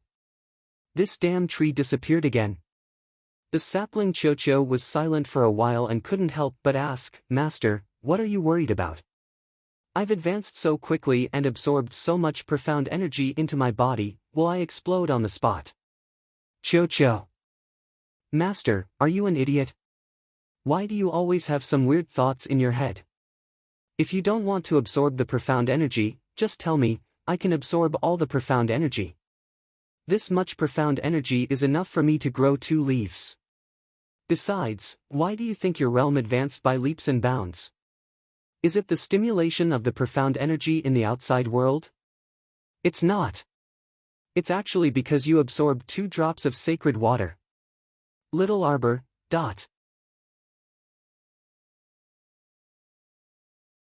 Chapter 279. Then what do I do now? Hurry and help me stop. She didn't want to advance anymore.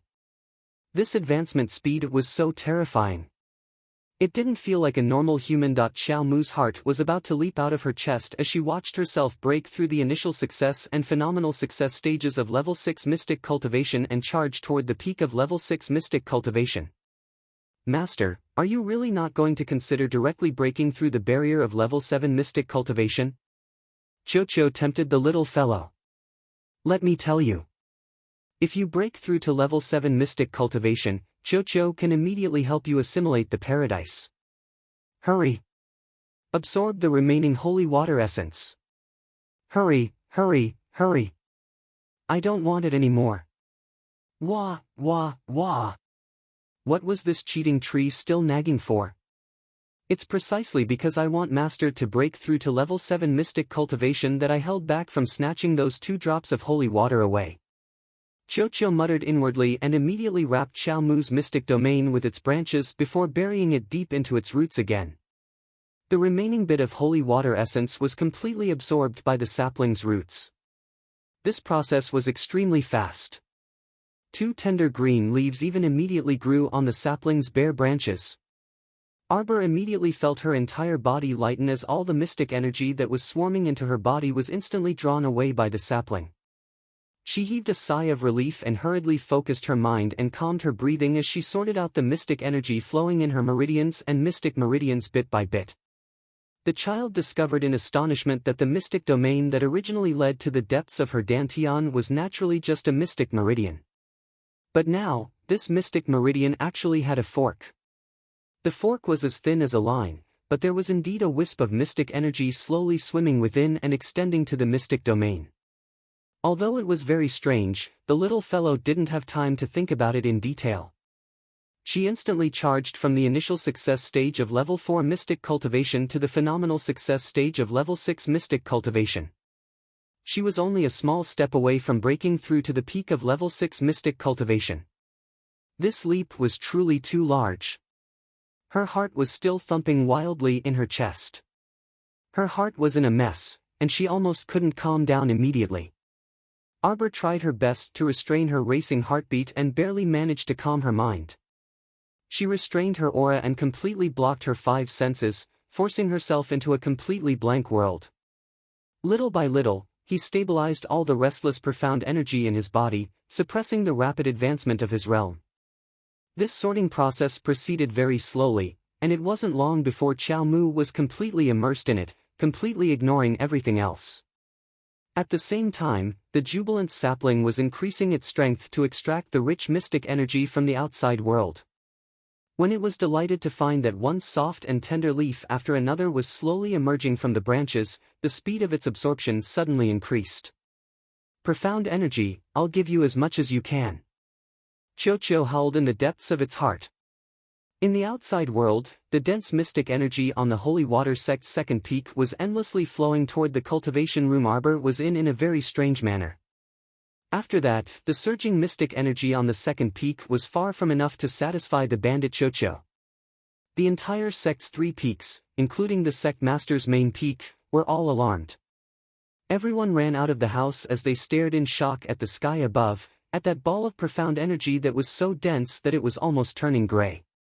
So much profound energy was moving towards one place at full speed, completely without a trace of reluctance. Holy shit! All the mystic energy was drawn to the second peak. What the hell is the second peak doing? Originally, the mystic energy on the sect's 3 peaks and the main peak was evenly distributed. Today, this kind of balance was completely broken. Chapter 280. On the Holy Water Sect's main peak, a row of simple bamboo buildings sat in the depths of a light green bamboo forest under a blanket of white snow. Even in this world of ice and snow, it was still verdant and lush. We still have enough food to eat for 3 months. Morong Sun lazily leaned against the brocade couch and expressionlessly stared at the sect master sitting across from her. The Holy Water Sect's sect master was about 60 years old. Her appearance was unremarkable and she wore an extremely simple blue and white robe. She had a benevolent countenance and a smile on her lips. She held a large palm leaf fan that made use to light fires. It could be said that if this elderly lady was thrown into a crowd of people, she definitely wouldn't make a splash. She was completely an ordinary elderly lady from a farming family. The sect master's hand that was holding the palm leaf fan paused, and she sighed. Ah, that can't be helped. The world is difficult right now, and normal people are living worse off than us. How about this, Morong, pass down the order that the entire sect's 800 disciples will have 1 meal every 3 days. Change it to 1 meal every 5 days. The sect master extended 5 fingers and waved them. Morong Sun's lips fiercely twitched, that she just knew this unreliable sect master would come up with rotten ideas all day long. The most important thing for us cultivators is to temper our body's toughness. Hunger tolerance is also a part of cultivation, the sect master said seriously. I haven't eaten a grain of rice for 10 days already, so I feel my body is very light and my condition is excellent. Rumble. The sect master's stomach made a very discordant noise. Morong-sun nearly burst out in laughter and looked at the elderly lady with ridicule. Ah! The sect master also felt embarrassed and coughed lightly. Master isn't hungry. As long as I enter closed-door cultivation right away, I'll enter a selfless state. At that time, I naturally won't feel hungry. Morong-sun stood up and opened the bamboo door. She shouted outside, "Someone, prepare food for the sect master." Wicked disciple. The sect master angrily put down the palm leaf fan in her hand. Actually, it's more practical to go to a nearby city and accept some missions when appropriate. Morong-sun turned around and leaned against the door, helplessly looking at the sect master. Mystic cultivators also needed to eat, so they couldn't completely abstain from eating. However, they could block out all the exhaustion in their body after a single closed-door cultivation, so they were more resistant to hunger than normal people. No, no, no. The sect master waved his hand. Children, work hard and cultivate diligently every day. How can we tie them down with some mundane affairs? Here it comes again. This naive sect leader. Morong-sun speechlessly rolled her eyes. Master, entering the world is also a type of experience. You cultivate your heart and train your reflexes.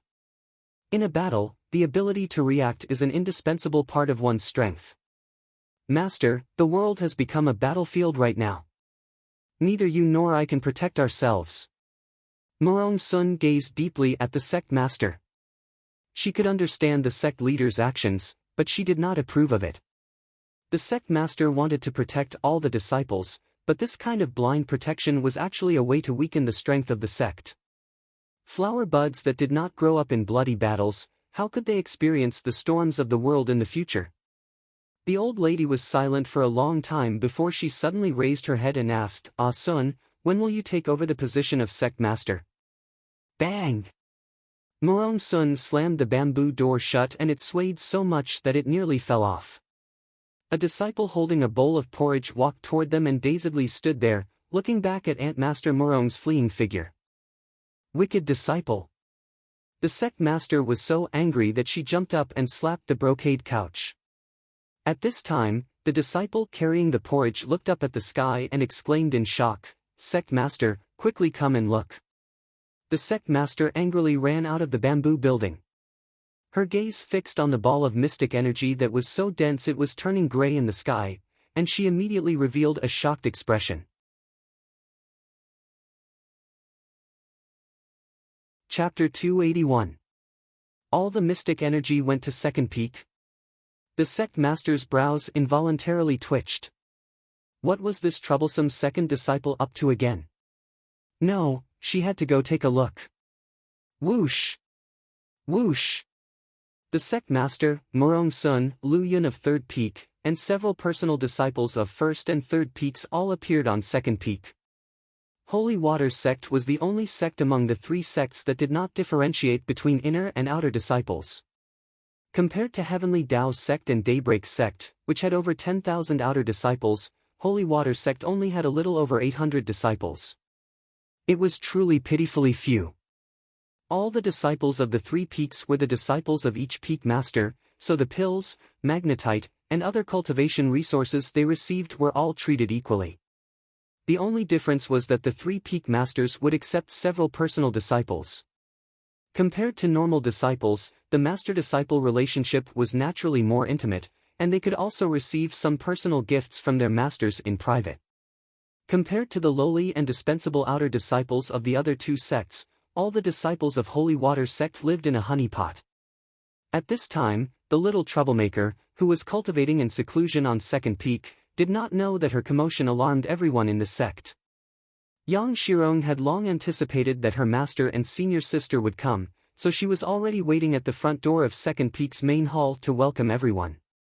When she saw them appear, she ran over with a beaming face. Sect master, senior sister Morong, junior sister Lu, it's fine, it's fine. It's nothing major. If it's nothing major, why did you cause such a big commotion? The sect master glared at her second disciple and looked inside curiously. aren't you going to bring Master inside to take a look? Which Grand Disciple's cultivation aura is so great that it swept away all the mystic energy in the sect. So miraculous. She really wanted to see her obedient Grand Disciple. Yang Shirong hastily stopped everyone and chuckled. No, you shouldn't go over to avoid disturbing my youngest disciple's advancement. Oh, ha ha ha. She then winked at Murong Sun. Senior sister Murong, our second peak is going to win this year's competition between the three peaks again. Ha ha ha ha ha. How smug. Even Lu Yun, the third peak master, could not stand it anymore. She truly was a petty person intoxicated by success. Murong Sun threw peak master Yang a fierce look, in your dreams. Once my little disciple returns to the sect, this peak lord will definitely blind your dog eyes. Seeing that his three disciples were about to quarrel again, the sect master hurriedly waved his cattail leaf fan and laughed. All right, since there's nothing else, let's go back to our respective peaks. As for the inner disciple competition of the three peaks, there were still 2 months to go. There was no need to rush. Wasn't he going to continue accepting disciples tomorrow? Maybe Ah Sun will also receive a good one. There's no need. This peak master has already accepted a little disciple with exceptional aptitude. Counting the days, it's about time. She should be here in the next few days. Murong Sun angrily flung her sleeves and left. The sect master laughed awkwardly and gave his third disciple a look. Lu Yun's face was taut as she stiffly threw down these words, second senior sister, then we'll be leaving now. Don't be too cocky. As the saying goes, cocky people will be struck by lightning. Let the green hills never change and the green waters flow forever. Goodbye. Sect master was speechless. Each of his three disciples was more unreliable than the last. What kind of nonsense was that? They only saw each other for a short while and started quarreling. Where did the sisterly love between fellow disciples in the same boat go? Yang Shirong laughed and happily sent off her master and senior sisters. She then ran back to the child's cultivation room to take a look. She only left after seeing that there was nothing out of the ordinary. However, because of the child's tantrum, all the mystic energy rushed to second peak, so the disciples from the other peaks could only pause their cultivation.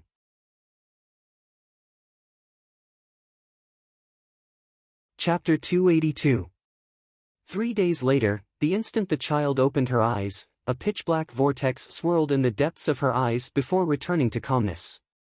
Now that she had roughly stabilized her cultivation at the phenomenal success stage of level 6 Mystic Cultivator, she was within reach of the peak stage. She didn't need to be on guard in the sect, so she naturally didn't need to hide her cultivation with the aura concealing talisman. Looking up at the small ball of thick mystic energy gathered above her head, Arbor couldn't help but ask, Chocho, what's this ball for? Master, don't waste it. I left it for you. Burp.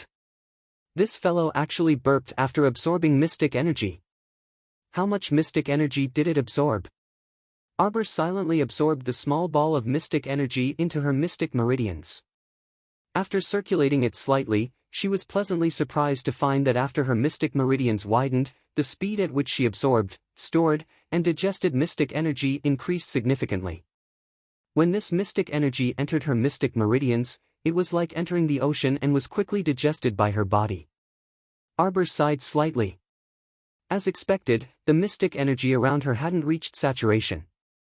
In other words, she could still continue to advance as long as there was enough mystic energy injected.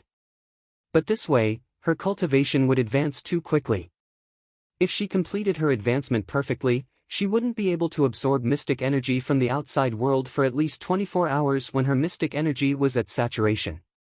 This was also a mystic cultivator's self-defense mechanism to prevent endless mystic energy from overloading their mystic meridians and causing their body to explode from being unable to withstand the external pressure. Suppressing the growth of one's cultivation realm was also an excellent embodiment of cultivating one's mind. Without firm willpower, normal people wouldn't bear to suppress it. Why suppress it? Cultivating was so hard and could only advance once every 3 to 5 years, so of course she had to complete her advancement in one go. Otherwise, who knew how long it would be before she could advance again? Moreover, a normal mystic cultivator's advancement process definitely wouldn't be as fierce as the child's. And 2 major stages in a row. Advancing 2 minor stages in a row was already pretty good, okay?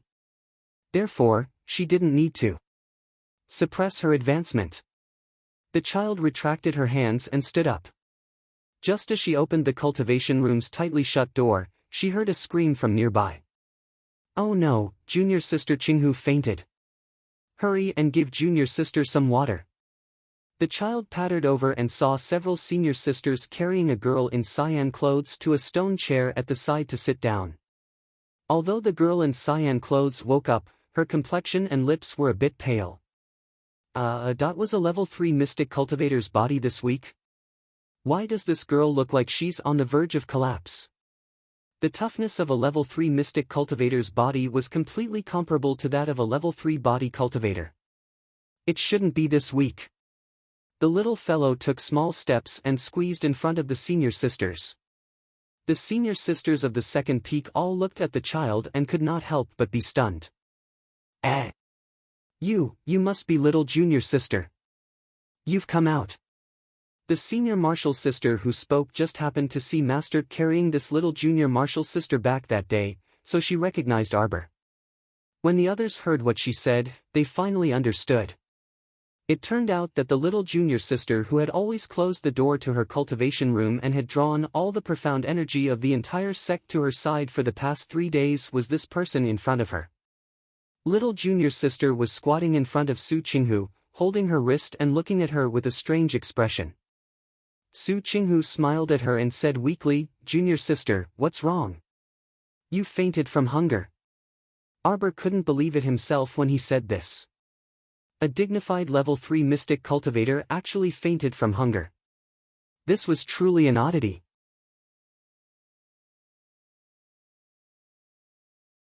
Chapter 283. Why did you faint from hunger?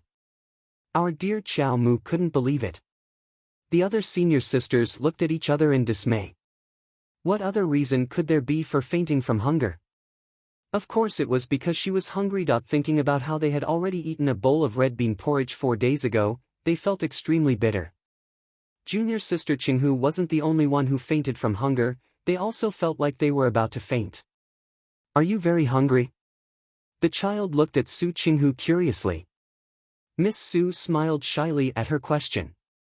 I'm fine, little junior sister. What do you mean you're fine? An 11 or 12-year-old little girl dressed in green jumped out from the side. Her round face was filled with anger as she glared at the child and said, "Why did you faint from hunger? Ask yourself. What did Bao Bao do?" The child was dumbfounded. Junior sister Fong. Su Qinghu looked at Fong Su disapprovingly, then smiled gently at the child. It's nothing, little junior sister. Your senior sister Fong is just this impatient, don't take offense. Also, Master said to find her after you come out of seclusion. Senior sister, you're the only one with a good temper. Fong Su was like a little cannon. She aimed her cannon at darling Qiao and bombarded her. If it weren't for you occupying the cultivation room for 3 days for no reason and transferring all the mystic energy in the sect to yourself, refusing to share even a single piece of the pie with others, would Qinghu have fainted? Would senior sister Qinghu faint from hunger? Humph! Fong Su shouted angrily, it's all your fault. If senior sister Qinghu had entered seclusion cultivation early in the morning and absorbed mystic energy to replenish her body's energy, would anything have happened to her today? Not only senior sister Qinghu, several other senior sisters also fainted because of you. The situation of the other peaks probably isn't any better. Fong Su fired a barrage of words at the child. However, the child was bewildered. She looked at the little cannon senior sisters in confusion. You guys? Just rely on absorbing mystic energy to eat? That's not very appropriate. Fong Su was truly angered by the child. Her mouth opened and closed as she said angrily, so what if it's not appropriate? Then what if you eat 1 meal every 5 days? What else can you do if you don't seize the time to cultivate? If you don't cultivate, you get even hungrier. Cultivating into a selfless state actually blocked all the negative side effects of the body. But after you're done cultivating, you'll be even hungrier. The child looked at the senior sisters in front of him speechlessly. Why did he feel that they were like a group of retards? Cultivating profound energy could allow one to enter a state of selflessness, and then block off the body's sense of hunger. But in reality, the body's sense of hunger did not disappear. It would only become hungrier as time went on. Okay. Ahem. Su Qinghu didn't know whether to laugh or cry when he saw the way the kid was looking at an idiot. Well, junior sister, why don't you go to master's place first? Here, take it. The child took out a small brown cornbread from the small bag hanging on his waist and handed it directly to Su Qinghu. Before she left, her mother had prepared a lot of food for her. These small cornbread were personally made by her mother. She used corn powder and added minced meat stuffing inside, so it smelled fragrant. It took a lot of effort to do this, and he even asked second uncle to help. Just drying the corn and grinding it into powder with a stone grinder took second uncle a lot of effort. The little fellow stored a lot of minced meat cornbread in her storage talisman. There weren't many in this bag, but because it was more convenient to take them out, she kept them in there. The moment the cornbread was handed to Su Qinghu, many pairs of eyes landed on that minced meat cornbread. Little Canon Fong Su even subconsciously swallowed her saliva, her eyes staring fixedly at that cornbread.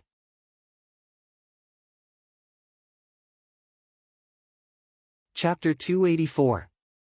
Do you guys have to be so exaggerated?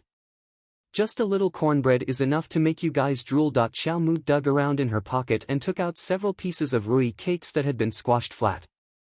These were sent over by the city lord's estate, so she casually grabbed a few pieces and put them in her pocket. However, from the looks of it now, they really did not look good. They had been squashed very ugly. If you don't mind them being ugly, you can have them. The little fellow handed over the rui cakes to senior sister Little Canon. Little Canon's face flushed red, and she swallowed several mouthfuls of saliva before angrily saying, "Take them back and eat them yourself. I won't bully you and steal your food." Arbor expressionlessly pulled her hands over and placed the cakes in her hands. "Take them and eat them. I still have a lot here. I really have to hand it to you guys. You're all mystic cultivators above level 3, so why are you like idiots, starving yourself to this extent?" Darling Qiao's section break. Holy Water Sect's first peak. Unlike the sect master's simple bamboo forest, First Peak had continuous houses in picturesque disorder, and the winding paths of pavilions and terraces were deep and serene. When Morong Sun was constructing First Peak, she spent time and effort finding several famous craftsmen and tormented them for a long time. The beauty was in a bad mood despite the beautiful scenery before her. Morong Sun had been depressed for several days. If she had known earlier, she would have left someone behind and directly brought her little disciple here. It had been so many days, and the appointed date had long passed, but her little disciple was nowhere to be seen. "Master!" Su Shanshan's aloof voice rang outside the pavilion. Morong Sun weakly responded and lightly jumped down from the pavilion, landing in front of Su Shanshan. "What is it?" The great king of Qiu sent 5 carts of food, cloth, and other supplies. They're waiting outside the mountain gate right now. Su Shanshan's words caused Morong Sun to frown. The great king of Qiu.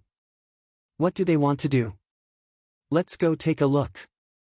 When Morong Sun led Su Shanshan and the other disciples to the mountain gate, the sect master and junior sister Lu from Third Peak were already there.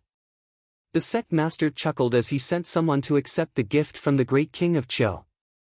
He kept saying, "How could I accept this? The great king of Qiu must have spent a lot of money." Morong Sun's lips twitched, and she walked up to stop the disciples who were transporting the goods. She looked up at the Qiu soldier captain who was escorting the goods. "What request do you have for our holy water sect to help you deliver so many goods?" The sect master's amiable face immediately changed. "What? You want our sect to do something for the purpose of sending supplies?" Lu Yun. "Master, don't say anything. Your disciple feels a headache when you speak. Morong Sun exasperatedly glanced at the sect master. She raised her hand and pulled the small ringleader to her face.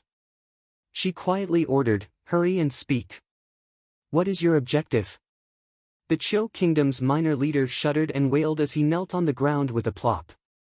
"This lowly one is under the orders of the great king to deliver an apology gift to Miss Chow of the Holy Water Sect's first peak. This lowly subordinate wants to personally hand it over to Miss Chow. Isn't that clear enough? It's Miss Chow of the Holy Water Sect's first peak." Everyone present looked at each other, especially the sect master. She curiously looked at her eldest disciple. "Ah Sun, is there a Miss Chow on your first peak?" She was so impressive that she could make the old king of Cho send so many apology gifts. Speaking of which, why was it an apology gift? Morong Sun's expression changed again and again. She felt like something in her head was gradually becoming clearer. Su Shanshan looked at the Cho Kingdom's minor leader in shock. "What do you mean? My little junior sister Chow came. She's in our sect right now?"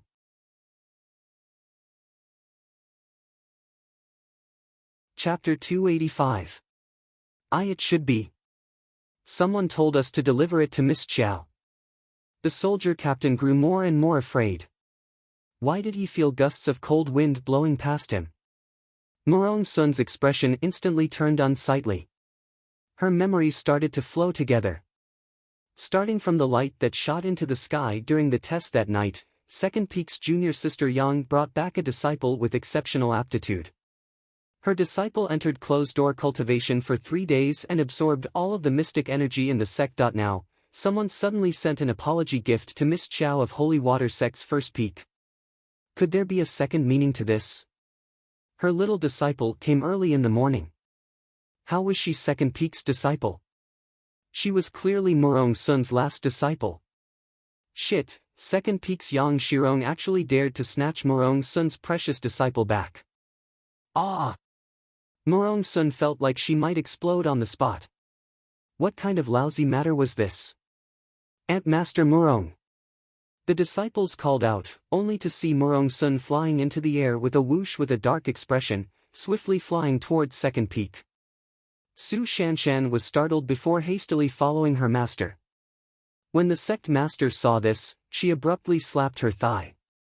"Shit, did you see Ah Sun's expression just now? Oh my, something seems to have happened. Let's hurry over and take a look." The sect master turned around after saying that, but her third disciple was nowhere to be seen. Her mouth twitched as she turned her head back, only to see her third disciple following closely behind Morong Sun and running far away. "Evil disciple!" The sect master angrily scolded and turned to the snickering disciples. "Children, you're responsible for transporting the supplies back to the sect. Leave them there first and wait for your little junior sister to receive them." After saying that, she quickly chased after Morong Sun and waved the fan in her hand back and forth. She hastily shouted, "Ah Sun, let's talk nicely. We can't be impulsive." It would be even better if the sect master could rein in her amused expression. On the other side, Arbor was watching Su Qinghu eat the cornbread before nodding and asking, "How do I get to First Peak from here?" That day was a bit funny. Ant Master Yang caught her and ran back, but she immediately went into closed-door cultivation afterward and did not even have a chance to explain. "Why are we going to First Peak?" Little Pao felt her empty stomach felt a bit better after chewing on a piece of pastry. "We can only fly to First Peak." She had to be at least a level 7 mystic cultivator before she could successfully cross it. As for the other disciples, we had to rely on big cranes to go up and down the snowy peaks. If he wanted to visit another peak, he had to report to the chief disciple of his peak. It was not every day that he could visit another peak. Big Crane basically comes once every 5 days, it came yesterday. It's still like this. Wouldn't that mean that she wouldn't be able to go to the first peak for a few days? Xiao Mu furrowed her brows, conflicted. She had originally planned to leave quietly, but now it seemed that she still had to find Martial Uncle Yang to clarify this matter. Just as he was speaking, Yang Shirong's cheerful voice sounded, I heard that my little disciple has come out of seclusion. Quick, come over and let master take a look. Yang Shirong, shut up. Who is your little disciple? A red figure moved like a bolt of lightning, arriving at the child's side before Yang Shirong and picking her up. The child turned her stoic face, and her eyes lit up as she said, Master. Murong Sun grumpily flicked her forehead. Silly. Su Shanshan did not understand the situation and speechlessly chuckled as she looked at the child. Little junior sister, you're truly naughty. Master was waiting for you in first peak, but you didn't show up. Who would have thought that you would sneak back to the sect and come to Marshal Uncle Yang's second peak? Yang Shirong felt something was off the more she heard this. She anxiously ran over and angrily yelled, Murong Sun, what are you doing? Let go of my disciple. Your disciple? Murong Sun turned around with the child in her arms and dangerously narrowed her eyes.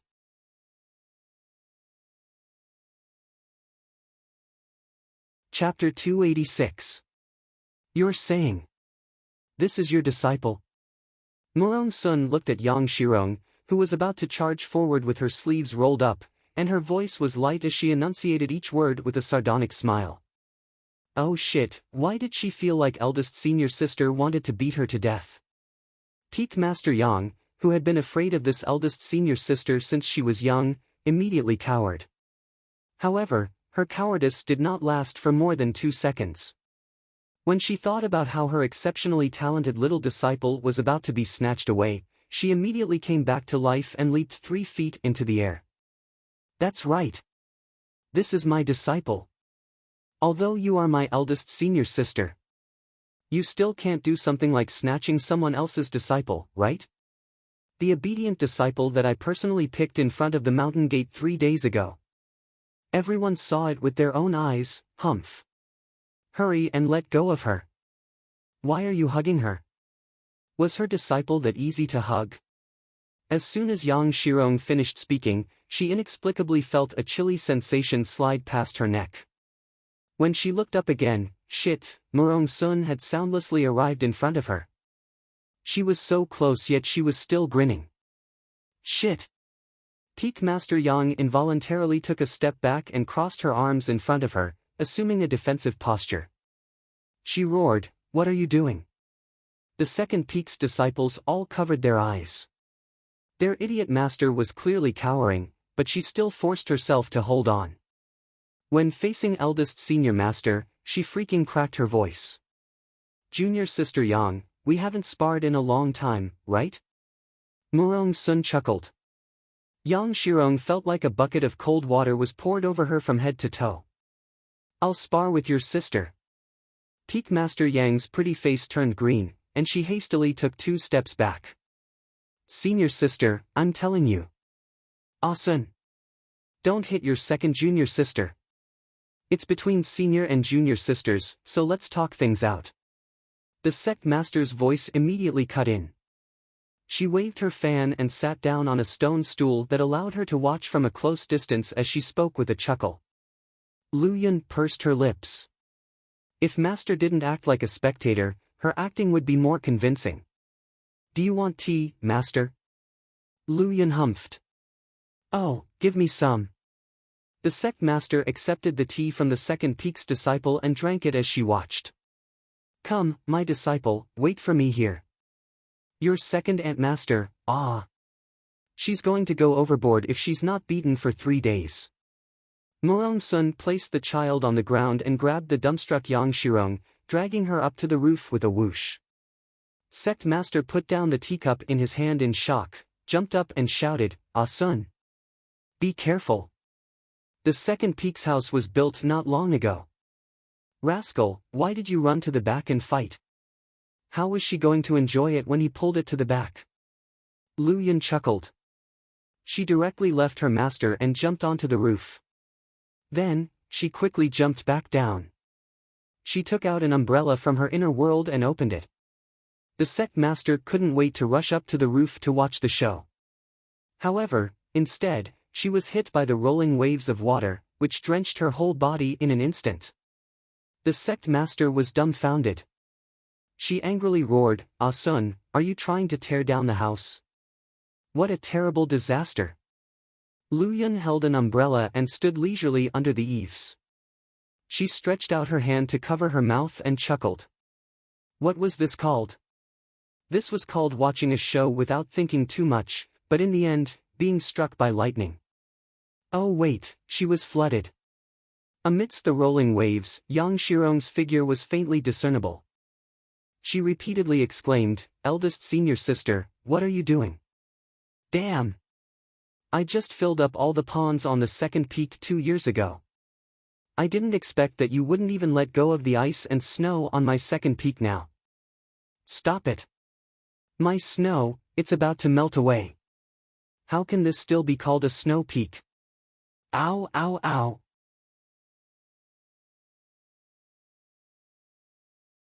Chapter 287. Everyone looked up in unison and saw the fluttering snowflakes in the sky instantly transform into a curtain of rain that rustled down with the people. The scenery was even more beautiful. Peak Master Morong's control over the water spirit was simply breathtaking. The woman who walked over in the drizzle was dressed in plain clothes. Her eyes were as resplendent as pearls, and she had a wicked smile on her lips. Xiao Mu looked at her master in bewilderment and silently looked down to check her fingers. As Morong Sun floated to the ground, half of Second Peak's main hall's roof collapsed, and the tiles clattered to the ground. That unlucky second Antmaster had to find someone to fix the roof. Suddenly, an old lady waving a large fan hopped in front of her. She giggled with a benevolent expression, "Io, this must be the grand disciple of my family that even the old king of Chou Kingdom is rushing over to present as an apology gift. I'm your master's master." What apology gift from the old king of Chou Kingdom? The child had no idea what the sect master was talking about. Before the elderly lady could finish speaking, Morong Sun flashed to her disciple's side and scooped up the child's tiny body. "Let's go, disciple. Second peak isn't fun at all. Let's return to first peak." The sect master slapped her fan and glared helplessly. "Wicked disciple. Master hasn't finished chatting with my grand disciple yet." "Sect master, what kind of greeting gift are you preparing for your grand disciple? Look at your grand disciple. She's a darling who advanced to phenomenal success level 6 in one go. You can't give a normal greeting gift, right?" Morong Sun glanced at the sect master from the corner of her eyes. "Hand over Maple Pavilion's key." The sect master was shocked. Only now did she realize that the child in front of her was a phenomenal success level 6 mystic cultivator. The sect master immediately wanted to pounce over and grab the child for a closer look, but she was blocked by Morong Sun, who was eager to protect her disciple. "What? Let me see. What a wicked disciple." She forgot about her master after having a disciple. What's wrong with master taking a look? Could a look cause your disciple to lose a piece of flesh? What are you looking at? Just looking is enough. Morong Sun took a step back with the child in her arms and extended a hand to the sect master. "Give me the key. Tomorrow, I'll bring your grand disciple inside to pick out an item as a greeting gift from you." Elderly lady pouted and glared at Morong Sun. "Then what about you? What did you give your disciple as a meeting gift?" "Haha, that's right. Then let's just pick another piece and treat it as my greeting gift to my disciple." Morong Sun nodded logically and looked at the sect master elderly madam with a grin. "What?"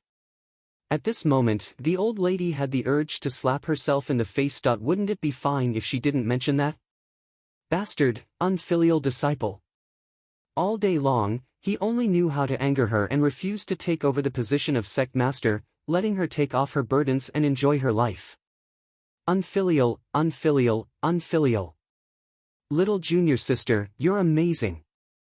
Su Shanshan's eyes seemed to be shining, and a smile appeared on her aloof face. You broke through to phenomenal success as a level 6 mystic cultivator at such a young age. Truly, no one can compare to you. Arbor blinked and said to Su Shanshan, "Eldest senior sister, I'll give you and second senior sister a gift when we return." Morong Sun raised her eyebrows. Only your eldest senior sister and second senior sister have gifts. Master doesn't have any. The little stoic looked at her master seriously. This thing is useless to master. Giving it to her is also a waste. Morong Sun burst into laughter. Oh my, her little disciple's expression was seriously extremely serious when she said waste.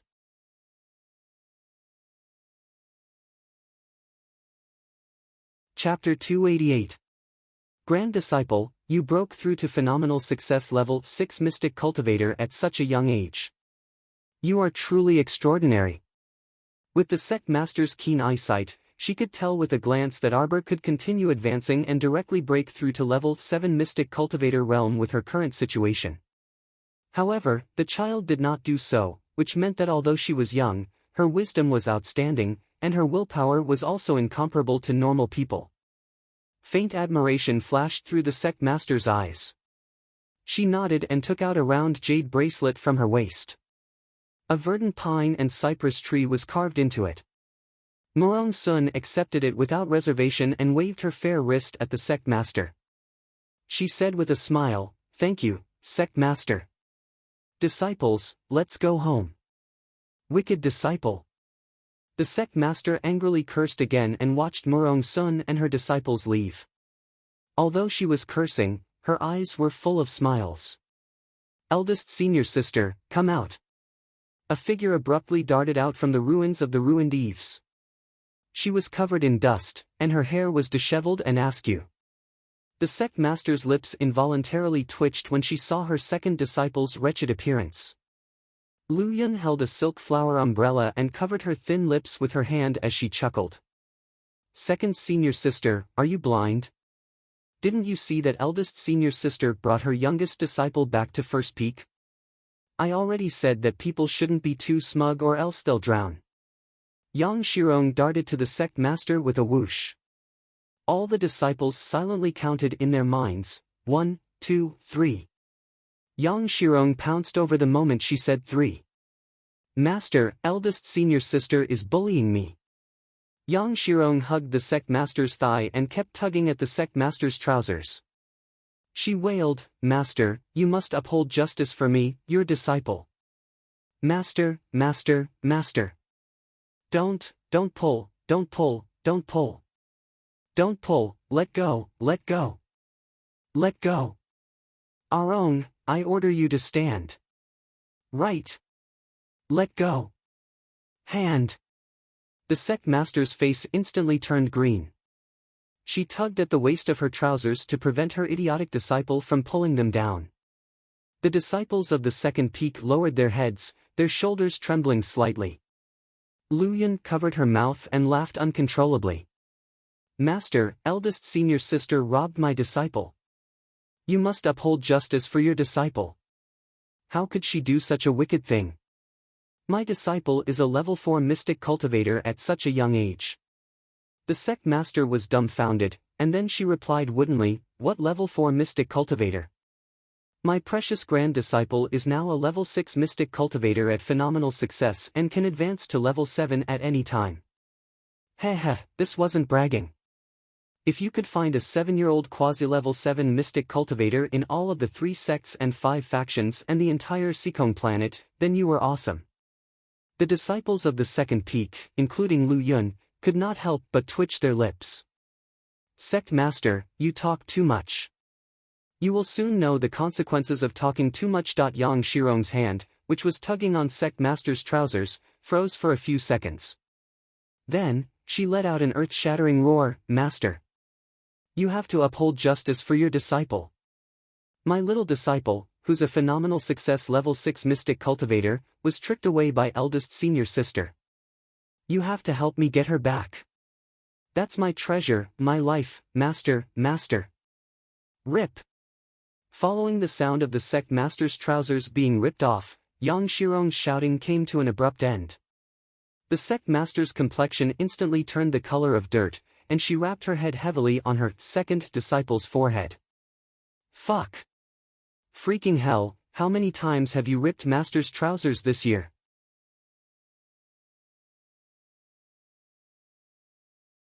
Chapter 289. Morong Sun naturally did not care about the chaos on second peak. When she carried her youngest disciple back to first peak, she was immediately surrounded by all the disciples on first peak. Everyone wanted to see what their little junior sister looked like after Master rushed to second peak and forcibly snatched her back. Apparently, she was Master's last personal disciple. Master had the fewest personal disciples among the 3 peak masters.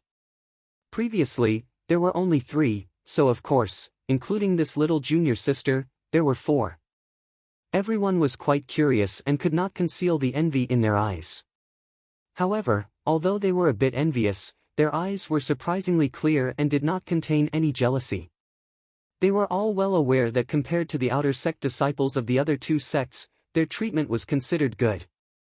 A portion of them had mediocre aptitudes, but in Holy Water sect's first peak, no matter how mediocre their aptitudes were, they received the same amount of cultivation resources as everyone else, so Master did not favor one over the other.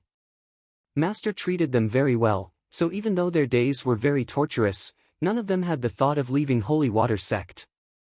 Holy Water sect's first peak had the fewest disciples, only 153 people. The oldest disciple was 21 years old. Her name was Yu Qian. Although her aptitude was not good, she was very capable. Usually, she was highly valued by the master. Some of the secular affairs on the first peak were basically handled by this senior sister Yu. The youngest was naturally our dear Qiao Mu.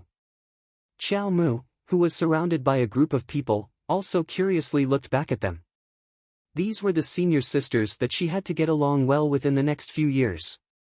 Morong Sun carried Qiao Mu and said a few words to everyone. She did not need to instruct them too much. She was well aware of these disciples' personalities and conduct, so they definitely would not bully her youngest disciple. Alright, your little junior sister just arrived at first peak and still has many things to do. There will be plenty of time to chat with her in the future, so let's disperse for now, Morong Sun said dryly and was about to leave with Qiao Mu. Yu Qian hastily walked out of the crowd and bowed to Morong Sun. She respectfully said, Master, this disciple has something to report. Morong Sun paused and turned to look at Yu Qian. She asked kindly, what is it? Yu Qian lowered her head and said with a flushed face, Sorry, Master, I didn't take good care of my junior sisters.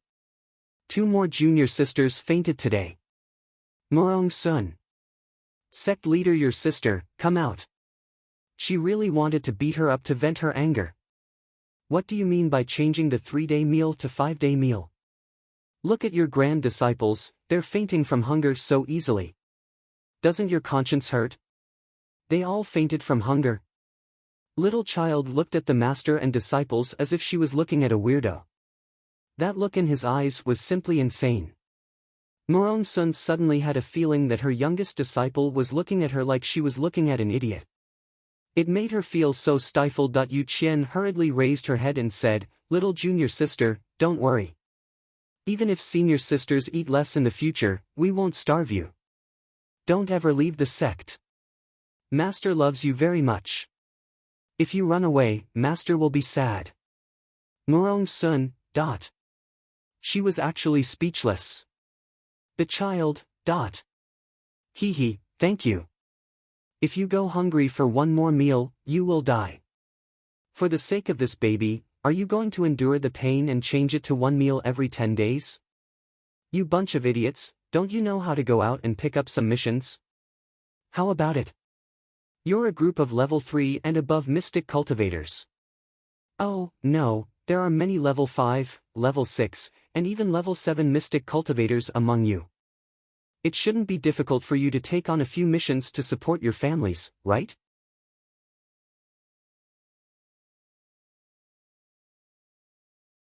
Chapter 290. Master, what did Sect Master say about an apology gift? Arbor turned his head to look at Morong Sun. Morong Sun instantly understood. Let's go and take a look with me. That old king of the Qiu kingdom sent people here to give you 5 carts of items as an apology gift. As he spoke, his voice paused and he lowered his head to look at his disciple. Tell me, what happened? Why did he suddenly send an apology gift? He must have offended her disciple. Murong Sun wanted to hear the situation. On the way here, I had a small conflict with the Chiu Kingdom's guards in Pony Town, the child expressionlessly replied before furrowing her brows. Why would the great king of the Chiu Kingdom give her an apology gift? Could it be that the child thought of something, and her eyes brightened? Back then, she was carried away by that swindler Qingwan, so this apology gift must have been obtained by Ao Yi. This subordinate was pretty good. Knowing the situation, he tactfully grasped his little master's temperament. She loved to receive an apology gift the most. Small conflict? Murong Sun nodded with a smile. How could she know that the small conflict the child mentioned was the small conflict that alarmed the crown prince of the Mo kingdom and scared the shit out of the Chiu kingdom's great king? He wanted nothing more than to kneel and beg for mercy. Murong Sun carried the child away from First Peak and earnestly said to the child, "My disciple, you did well. Don't let others bully you. Remember, if you can't beat them, come find me. I'll definitely beat them until they're looking for their teeth on the ground. If you don't tell me when you're bullied, I'll beat you until you're looking for your teeth on the ground, understand? Arbor. I've always endured if I can't beat them and waited for them to counterattack. I won't find an adult to stand up for me." Murong Sun lightly wrapped her head and followed up with a question, "Do you understand?" "Okay," the little stoic helplessly replied. "Good girl." Murong Sun chuckled and carried her as fast as lightning. The holy water sect storehouse was on another snowy peak. In fact, the depths of the Great Snow Mountain were somewhat mysterious. It was clearly a large stretch of mountain range, but it seemed as if someone had dug out a large hole in the middle, wrapping the 5 snowy peaks in the middle of the mountain range. These 5 snowy peaks were all independent of each other, which was why Little Pao had said that disciples below level 7 could only rely on the big cranes to travel. Other than the main peak and the third peak, the sky peak they went to was actually a warehouse located in the center of the 5 peaks. The maple pavilion that his master had mentioned was also on this snowy peak. "Little fellow, after we accept your apology gift, we'll go to Maple Pavilion to help you find a decent mystic technique manual." Murong Sun's figure flashed, and she landed on Sky Peak with her disciple. "This is a greeting gift from your Grandmaster grandmother. It would be a waste not to accept it. Remember to pick the best one when the time comes. A person chooses a profound skill, and a profound skill will also choose a person. I'll tell you the details later. Go and accept your apology gift first." The little guy's eyes lit up. Mystical skill. Would she be able to obtain a profound skill manual? Mystical skill manuals were not those normal profound skill manuals circulating on the market. They were items that couldn't be bought with money. When the Holy Water sect's warehouse manager led the master and disciple to a large pile of supplies, they couldn't help but look at each other in dismay. The items that the old king of the Chiu kingdom purchased were truly quite extravagant. "Master, I'll take half. Leave the other half for the sect. In the future, provide at least 2 meals a day. Let's think of a solution together." The little stoic turned around and solemnly looked at Murong Sun. It was already late, so they went to bed. They would return to normal tomorrow.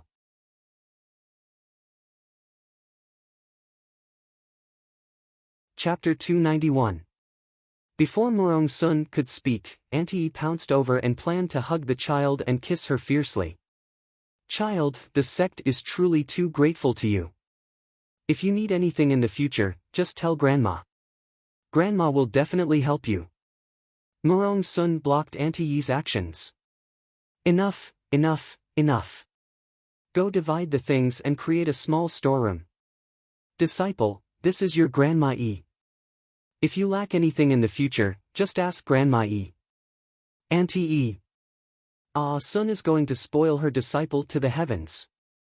Auntie Yi was over 50 years old and was the sect master's personal attendant. She had managed Sky Peak for several decades, so she was naturally loyal and devoted to the entire sect. Recently, she had been worrying about the sect's food resources, so when she heard the child donate 2.5 carts of supplies, it was truly a blessing from the heavens. She did not know how to express her joy. Auntie E quickly gathered several subordinates to help divide half of the supplies in the storeroom and move the rest to another small storeroom. She turned to Morong Sun with a chuckle and said, "You master and disciple can call a few more people over to move. Big Crane is in the back garden, so help yourself. I'm going to organize and register the supplies now, so I won't entertain you too." After Auntie E left, only Morong Sun and Xiao Mu were left in the storeroom. Morong Sun took out a sect messenger talisman and said, "Master will have your eldest senior sister and the others come over and help move the things back to your court." Xiao Mu's inner world naturally could not contain so many supplies. This was the common thought of all normal people. "No need, master." Expressionlessly, the child stretched out his hand and took out 20 blank storage talismans. He roughly divided the batch of supplies and put the food, cloth, utensils, and so on into the talismans. In less than 30 minutes, he was done quickly. As soon as Xiao Mu turned around, she was met with Morong Sun's dumbfounded face. Xiao Mu thought for a moment and took out 20 storage talismans from her pocket. She pattered to Morong Sun and handed a stack of talismans to her. She magnanimously said, "Gifts for eldest senior sister and second senior sister are useless to master, so give this to master. Take it, I still have a lot." Disregarding the gifted and used storage talismans, she still had 100 empty blue storage talismans and 1 purple storage talisman. Morong Sun, what kind of rich disciple was this? Disciple, you are a talisman master. With so many storage talismans in hand, no one would believe that he was not a talisman master. Who was Morong Sun? She only needed to think for a moment to figure it out. The child didn't hide anything and nodded. "Yes, master. I'm a talisman master." Morong Sun swayed and hugged her little disciple in her arms. She lovingly patted her little head and said with a smile, "Aya, you truly are a surprising child. I like your gift very much." The master and disciple left the storehouse and headed for Maple Pavilion. The 2 storehouse stewards who were guarding the door looked at each other, thinking that the master and disciple had gone back to call for someone. After waiting for a long time and not seeing anyone return, they inexplicably entered the storehouse to take a look and found that everything was gone. They couldn't help but be dumbfounded.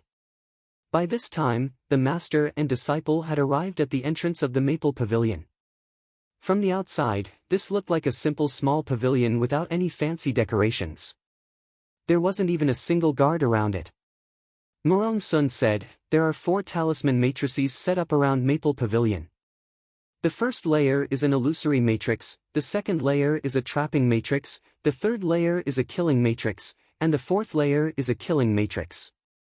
If you try to force your way in without knowing the situation, you definitely won't be able to break in."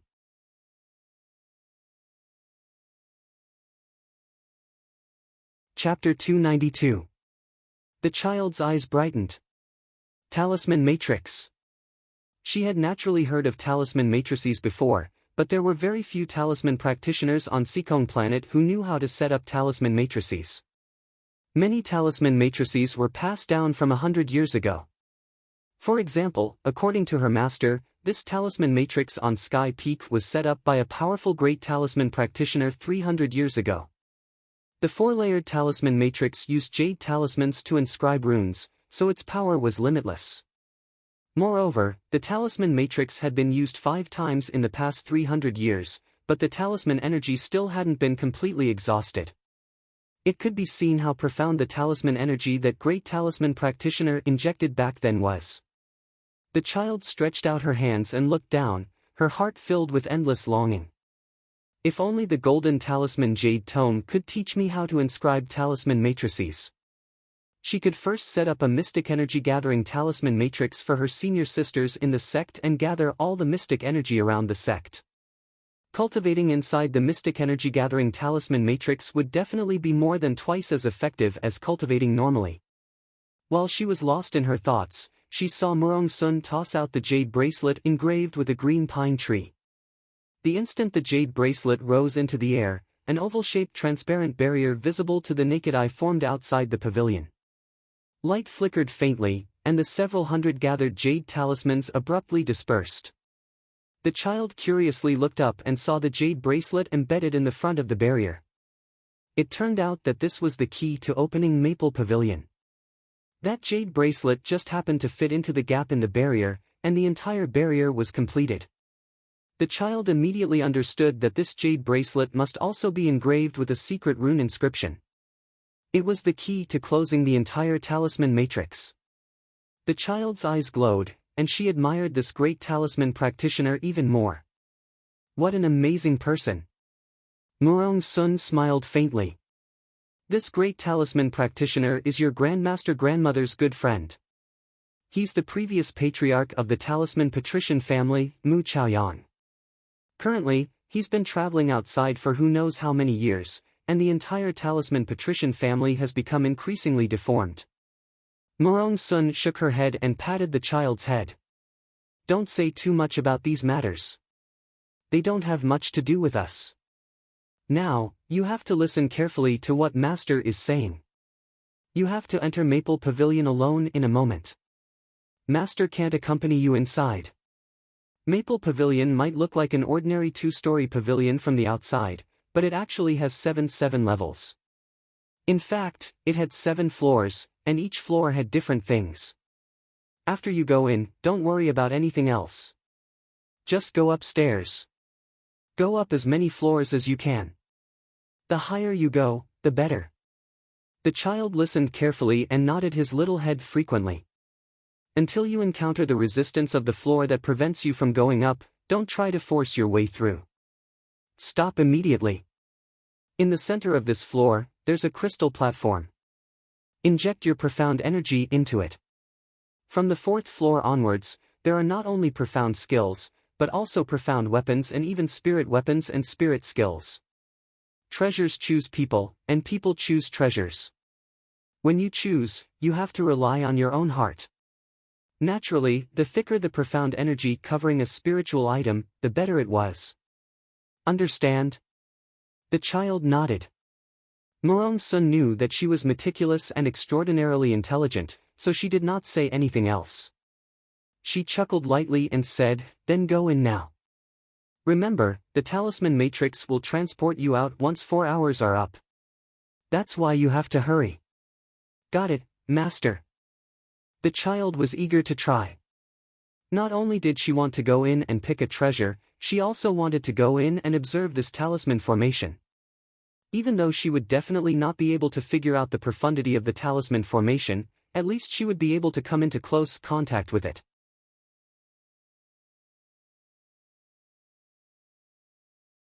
Chapter 293.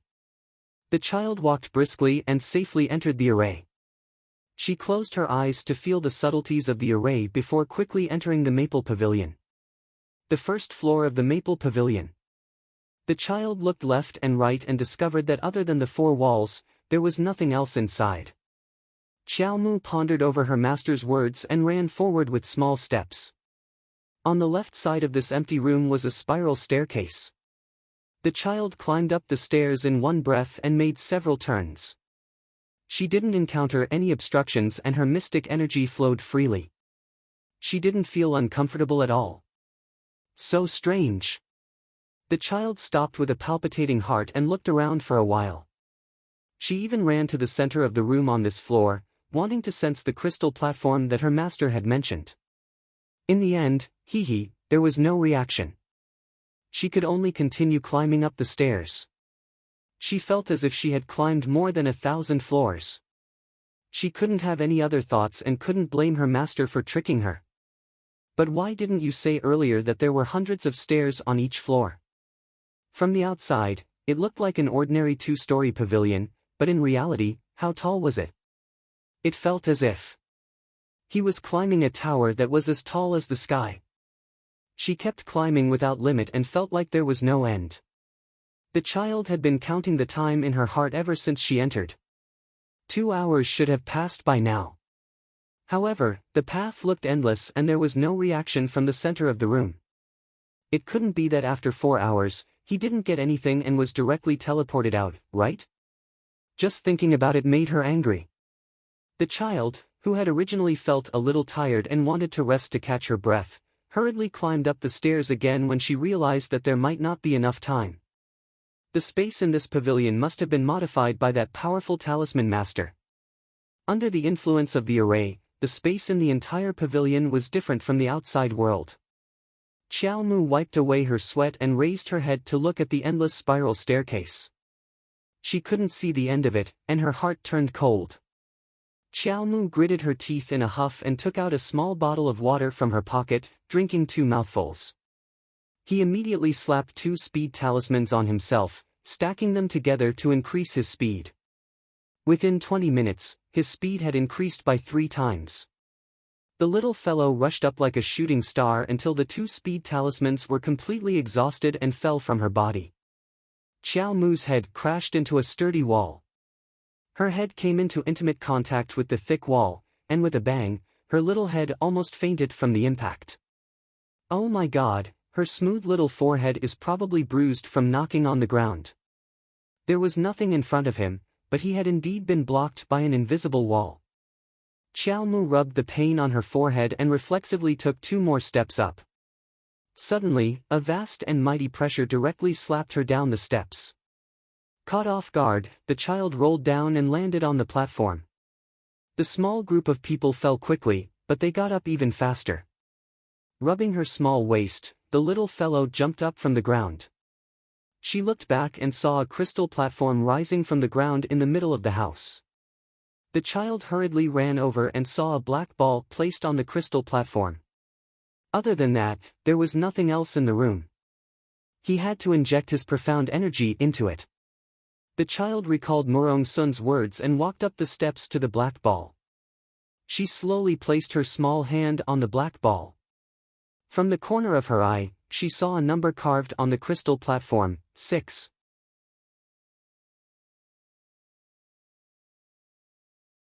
Chapter 294. Could it be that she went up to the 6th floor? This thought flashed through Arbor's mind, but upon further thought, it was somewhat impossible. From what Master said, it seemed like being able to go up to the 4th floor was already considered pretty good. This pavilion's actual space had 7 floors. How could a little level 6 mystic cultivator like her reach the 6th floor in one go? How could those level 7 and level 8 senior sisters endure this? So, this number probably didn't represent the 6th floor. But why was this number engraved here? Arbor shook her head and temporarily cast aside some random thoughts before directly placing her hand on the round black ball. Soon, a faint radiance appeared on the surface of the round ball and circled around the child's small palm. Arbor hurriedly injected mystic energy into the round black ball.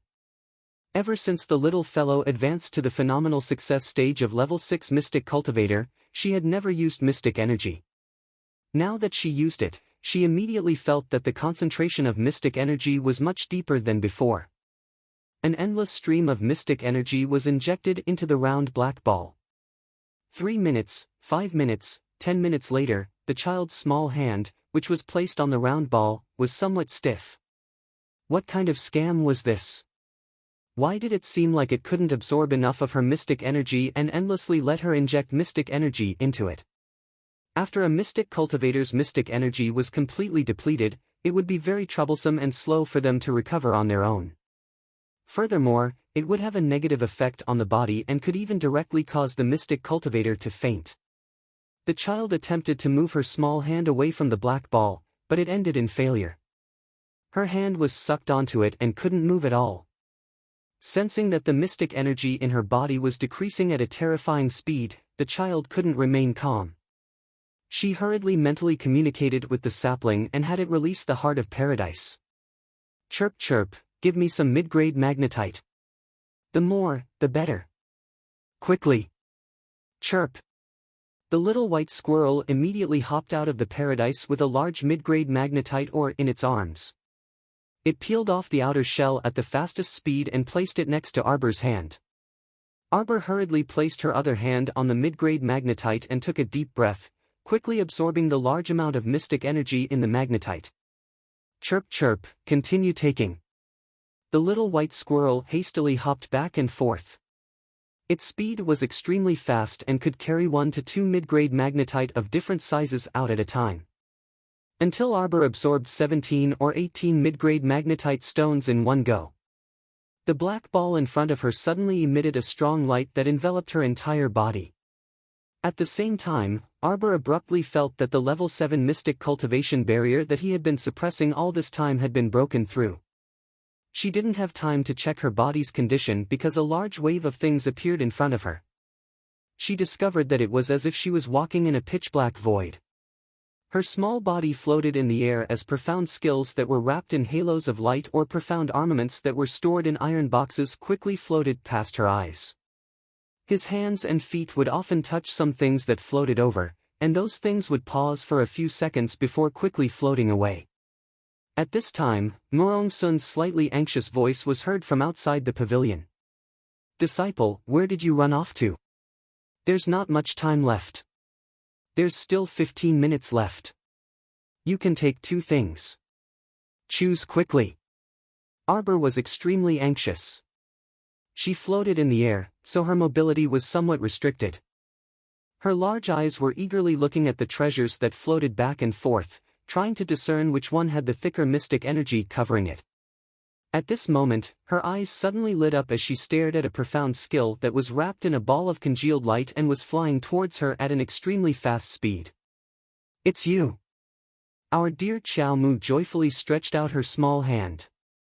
Suddenly, a tattered book that looked like a hand-sewn thread-bound book flew out from the side. It looked like a broken book that was about to fall apart. With a smack, it hit her dumbfounded little face.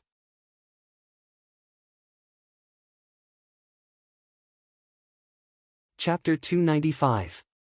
Following that, the little fellow looked on helplessly as the profound skill that she had her eyes on, which was wrapped in profound energy, brushed past her little palm with a whoosh and shot out. Woo-woo. Her profound skill. Don't go. Her profound skill. Arbor waved her little hand and directly swept that lousy book away. While her body was upside down and her head was facing downwards, she used all her might to slide her 4 limbs as she anxiously chased after that profound skill. However, in the next second, with a crisp paw sound, that damned lousy book once again flew over and rashly smacked onto her head. The little fellow's entire face turned green. What the hell was this lousy book doing? The other profound skills were all beautifully packaged, wrapped in profound energy as they wandered around in this space. Just looking at them was extremely pleasing to the eye. What about it?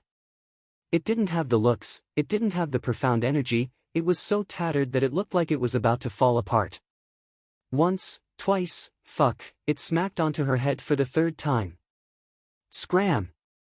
Seeing that the lousy book was about to smack her face again, our dear Xiao Mu angrily punched over and directly sent that lousy book flying. Little thing, not to mention that it was ugly and dirty, the most important thing was that this lousy book didn't even have a trace of profound energy on it.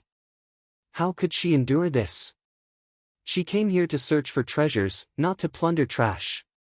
The little fellow kicked her little legs and glanced at the profound skill that had flown away without a trace.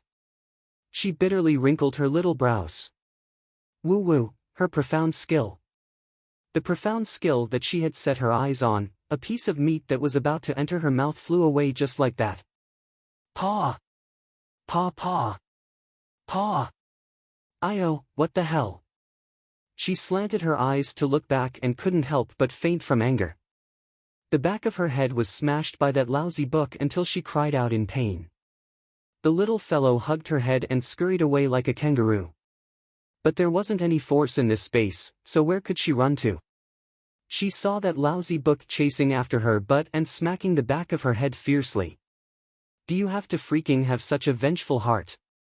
Why was it that after being smacked so many times, that lousy book that looked like it was about to shatter didn't fall apart? Although it didn't fall apart, the dust that came out of it almost choked her to death. How long has this lousy book been in the Maple Pavilion? Damn it, every time he patted it, there would be a pile of dust. No matter how he looked at it, it did not look like a treasure at all. Instead, it looked more like a piece of junk. Xiao Mu clutched her head in confusion and yelled, "Stop taking pictures, stop taking pictures. Take it. I'll just take it." Xiao Mu stretched out her two little fingers and pinched the corner of the book with a look of disgust. The damned book calmed down. It really was quite miraculous. Xiao Mu tore a piece of clothing and wrapped the tattered book in it. She even wrapped it 2 more times to prevent it from being exposed. Then, she solemnly put it into her bosom. It was not that she cherished it so much that she wanted to wrap it with the corner of her clothes. It was because it was too dirty. Moreover, it didn't smell much from afar, but it smelled a little stinky up close. Xiao Mu really wanted to cry now. She didn't even know which cesspit this lousy book was fished up from.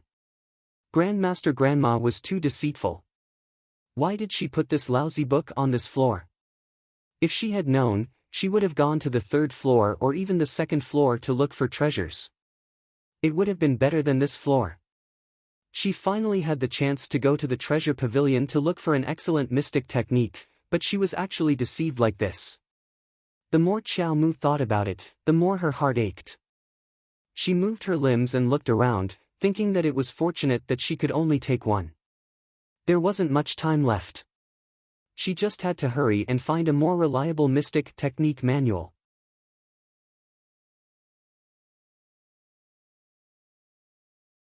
Chapter 296. She saw it. The mystic technique book she took a fancy to earlier. The little fellow strove to move her limbs and strenuously chased after the mystic technique book covered in dense mystic energy. Just as her hands were about to hug the mystic technique book, Arbor's face finally revealed a bit of anticipation. Suddenly, a bone-chilling rectangular iron box fell from the sky and landed heavily in her outstretched hands. The weight of the unknown object caused her slender arms to sink a few inches. Our dear Xiao Mu's anticipation instantly froze on her face, and her stoic face was taut to the extreme. Oh heavens, what the heck was this? This cool iron box did not have any openings at all and did not look like a box for storing mystic techniques at all. It was like a rectangular lump of iron that had been completely molded together. There was not a single gap between the two. Arbor's face turned green from anger. She hastily tossed it away as if she caught a hot potato. However, in the next second, she felt like she was being pulled out of the void. It was over. Time was up. Ah! Darling Xiao Mu instantly felt like she was possessed by the god of misfortune. She had been in there for 4 hours, but all she had brought out was a tattered book. The little fellow felt like her pitiful soul received 1,000,000 points of damage. She was swiftly transported out of Maple Pavilion and saw her master Murong Sun's grinning face as soon as she landed. All of her aggrieved emotions immediately surged up, and she pattered over and crashed into Murong Sun's arms. What is it? What is it? Murong Sun jolted in fright, but before she could say anything, the talisman matrix flickered and returned to normal. The bracelet and talisman key separated from the talisman matrix and bounced into Murong Sun's hand. At the same time, a strange iron box was tossed out of the matrix and was about to hit the back of the little fellow's head. Murong Sun hastily caught it. Our dear Xiao Mu drooped her head listlessly and glanced at the iron box listlessly. Master, let's go. Why would there be an iron box in Maple Pavilion? Judging from the little fellow's appearance, she probably did not have a bountiful harvest. She couldn't have picked up this iron box, right? As her master, she naturally could not discourage her anymore, so she carried her all the way out of Sky Peak. Murong Sun cautiously asked, Disciple, did you notice which level we reached? Do you see the numbers on the crystal platform? 6. Our dear Xiao Mu was not in high spirits, so she leaned on Murong Sun's shoulder and mumbled listlessly. No matter who entered the treasure house and ended up picking up a broken item for no reason, they would not be in a good mood. Who would care about which floor they entered? She was too embarrassed to tell Murong Sun that other than this metal box, she also picked up a lousy book. However, Murong Sun looked down at her disciple strangely and hastily smoothed her hair with a smile. It's fine, it's fine. It doesn't matter if you didn't find anything good today. There will be plenty of opportunities in the future. After escorting the child back to first peak, Morong-sun pulled her hand and escorted her back to her own courtyard. This was the advantage of being a personal disciple. Every personal disciple would be given their own independent courtyard. Although it wasn't big, it had a living room, study, cultivation room, and even an alchemy room. Morong-sun already knew that her youngest disciple was coming, so she had already prepared everything in the room 2 months ago, so she could directly move in now. After pacifying the little fellow, Morong-sun hurried to main peak to speak with the sect master and left Arbor's small courtyard.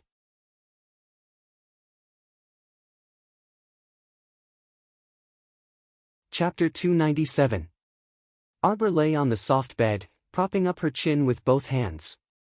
She stared at the worn-out book and metal box placed at the head of the bed in a daze, as if she had nothing to live for.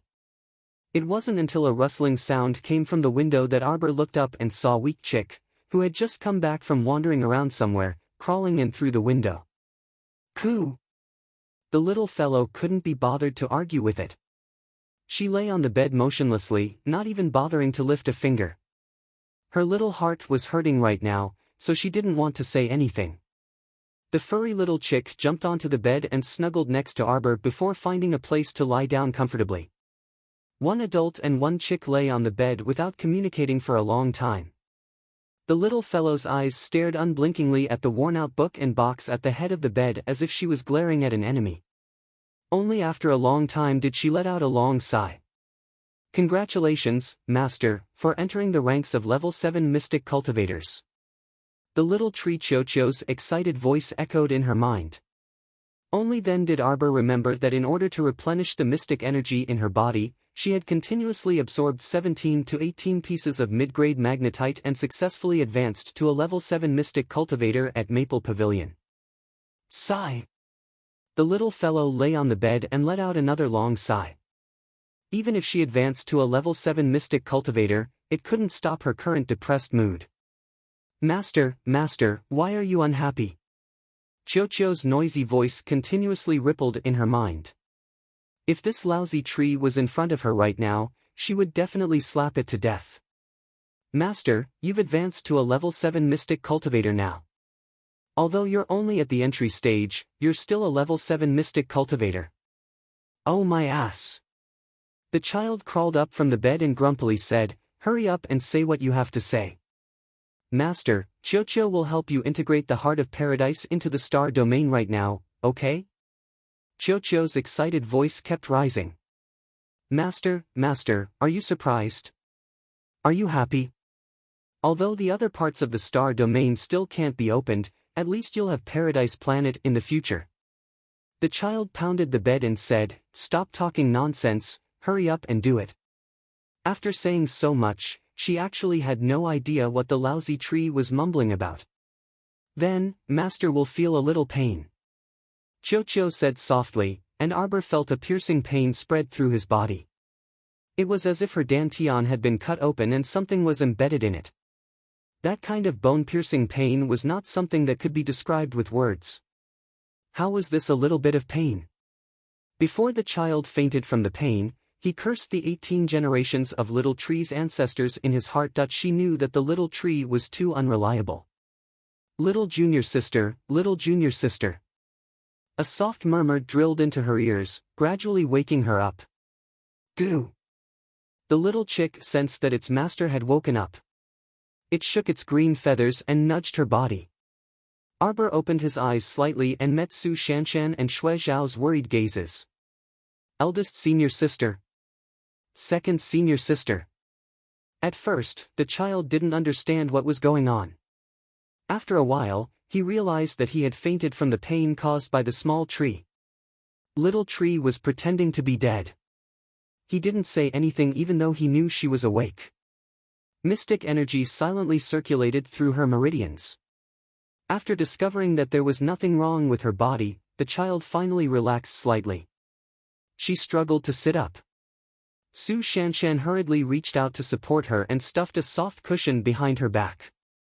Lie down for a while more. I'm fine, eldest senior sister. Little fellow, if you're tired, sleep a little more. Don't force yourself, Shui Xiao said.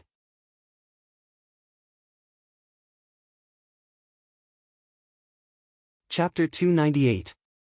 I'm really fine. Arbor glanced at Shuexiao helplessly. She couldn't tell her senior sisters that she had been tricked by the little tree. Xiaomu sat up straight and took out 2 blue storage talismans from her pocket. She handed them to Su Shanshan and Shuexiao. For you. Gifts. She had put some mid-grade magnetite and 3 peaches in each storage talisman. She had wanted to give them to her 2 senior sisters but hadn't found a chance to talk to them alone. Now was the perfect time. Su Shanshan was taken aback for a moment, and a faint smile flashed across her cold eyes. Shuexiao was even more direct. She pounced on Xiaomu and gave her a big bear hug, smacking a kiss on her little face. Io, our little junior sister is really awesome. Arbor's little face was red. After sending her 2 senior sisters off, she wanted to lie down for a while more, but then she heard the little tree's weak voice in her mind. Ah! Little master. Arbor chuckled coldly. I thought you were going to play dead until tomorrow. Little tree Chocho laughed dryly. Suddenly, it raised its voice and asked excitedly, Master, do you want to come in now? Come in, you'll definitely like the master here. Wait. Arbor hurriedly opened her inner vision and scanned her body. Then, to her surprise and understanding, she saw that her dantian, which was originally like a starry night, was completely dark. Only the little tree supporting her dantian was emitting a weak green fluorescence. Now, in the front left of the starry sky, a small star was lit up, flickering with a faint light. Could it be? This was the paradise that had been integrated into the star domain. Student Arbor's eyes suddenly lit up. Xiao Mu's breathing tightened. She retracted her inner vision and couldn't help but clench her fists tightly. She tried to maintain her composure and said in a calm voice, Chocho, what you meant before was. You integrated the paradise into my dantian, right? Yes. Why didn't you freaking tell me that earlier? You didn't even get to the point after talking for so long. Xiao Mu unconsciously rolled her eyes. Then, she calmed herself down and asked softly, Chocho, what you're saying is that I am me, and my dantian is equivalent to a star domain, right? Yes. Chocho gave another word. You said that there's a main star in my domain. Even if I fully open my inner world, all the assets I have will still be less than a drop in the ocean on the main planet. Master, you have a good memory. Chocho hurriedly flattered him, feeling that his master's calm voice contained a hint of excitement. Then when can I open up my main star? Arbor quickly went straight to the point. She finally understood what it meant when Chocho kept mentioning star domain and star domain all day long. This meant that whether it was the land of heritage or the grotto heaven immortal abode, Xiaomu could refine them into her own star domain. Just like this heart of paradise. It was refined from the paradise grounds, and it had already become a part of the region of stars now. Chocho had already named it Paradise Star. Then, Master, do you want to come in and take a look? Chocho's cheerful voice rang out in the depths of her mind. Arbor pursed his lips. Okay. In the next instant, the scenery in front of her suddenly changed, and the stars shifted. As far as the eye could see, large swaths of peach blossoms flew in succession and fell down like snowflakes, staining the hem of her dress. In the evening, there seemed to be a faint ray of sunlight spilling into the depths of the peach forest. In the distance, the magnetite mine rose and fell continuously. Nearby, a stream flowed gurgling, winding its way to a jade-green lake. Master, the little white squirrel jumped excitedly and pounced toward her.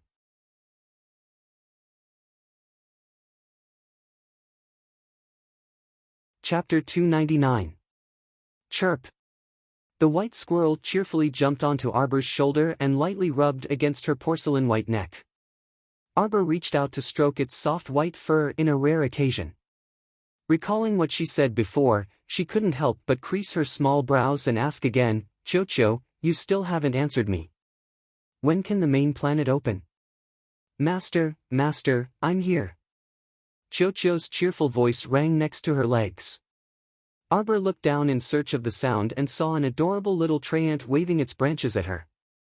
The little tree ant only reached her waist in height. Its 2 branches formed 2 thin arms, and its 2 round, beady eyes were embedded in the tree trunk. 4 to 5 tender leaves grew on its small, pointy head, and the leaves on its head swayed back and forth as the branches swayed. Cho-cho. This was Arbor's first time being able to physically approach the little tree ant Cho-cho. Previously, she had always used her inner vision to look at Cho-cho in her dantian and at most used her apparition to approach it. Emichem. Master, I am Cho-cho. My main body can't move in the star domain, but I can break off a branch and use it as a doppelganger to help Master manage Paradise Planet. The little tree ant hopped up and down while pulling on her belt, easily jumping onto her arm and then onto her left shoulder. It kicked the little white squirrel's butt and domineeringly occupied our dear Chow Moo's left shoulder.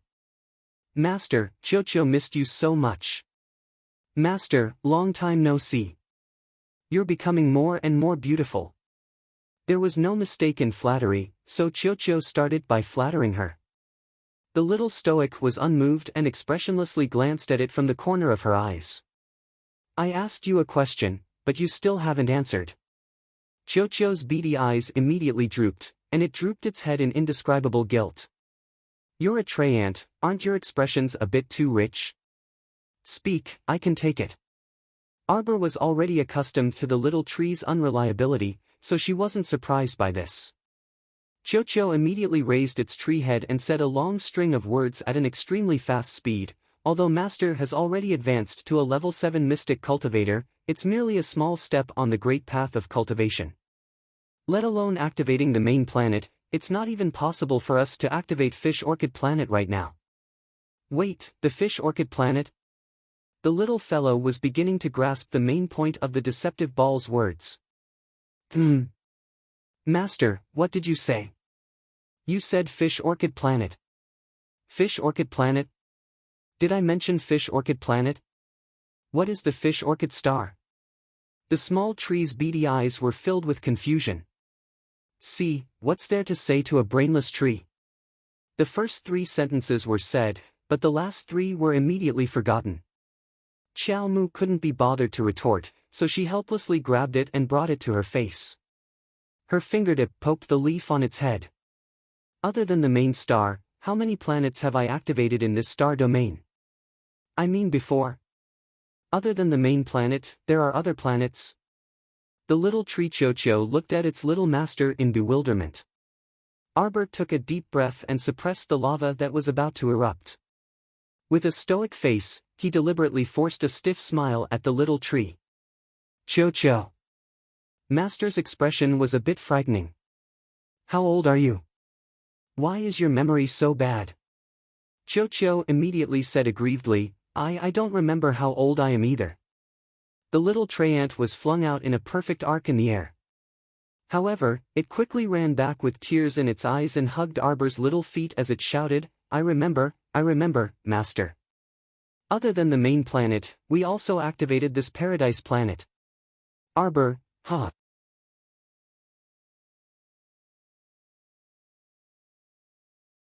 Chapter 300. Master, look, after this paradise merged with the star domain, it's more than 10 times bigger than before. The sapling Cho-cho cheerfully hugged its little master's foot and ran forward with her.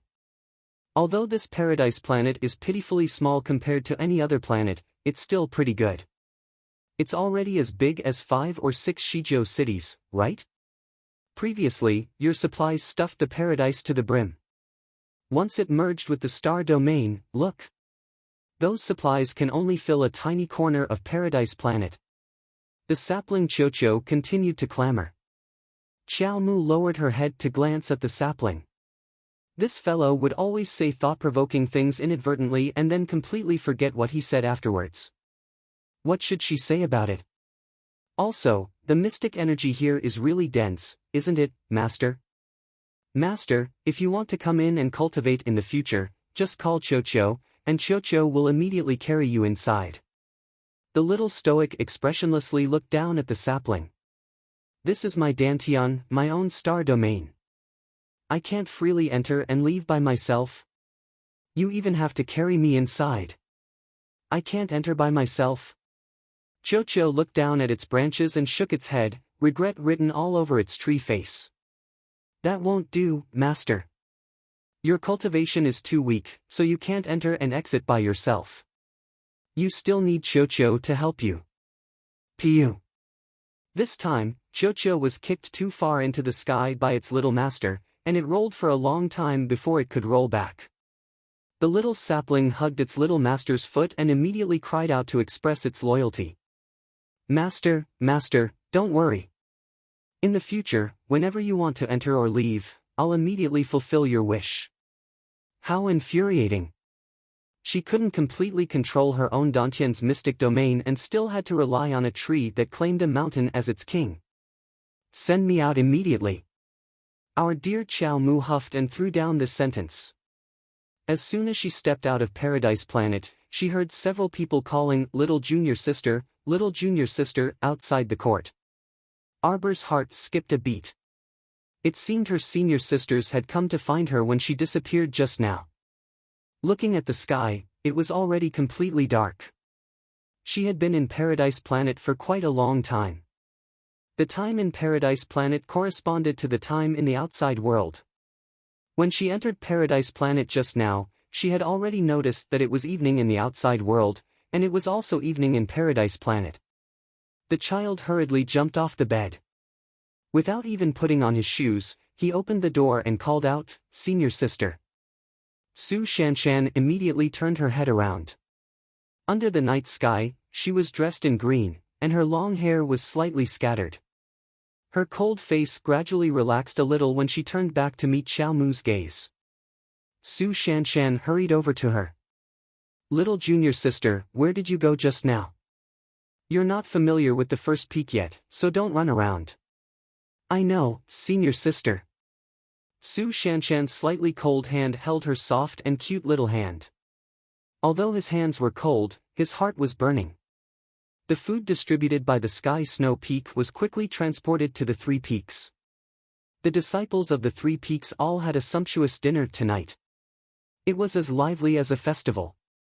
Morong Sun finally succeeded in her persuasion, and the sect master ordered the next day. After discussion, the three peaks decided that each peak would be formed by mystic cultivators above level 5 who were at least 12 years old.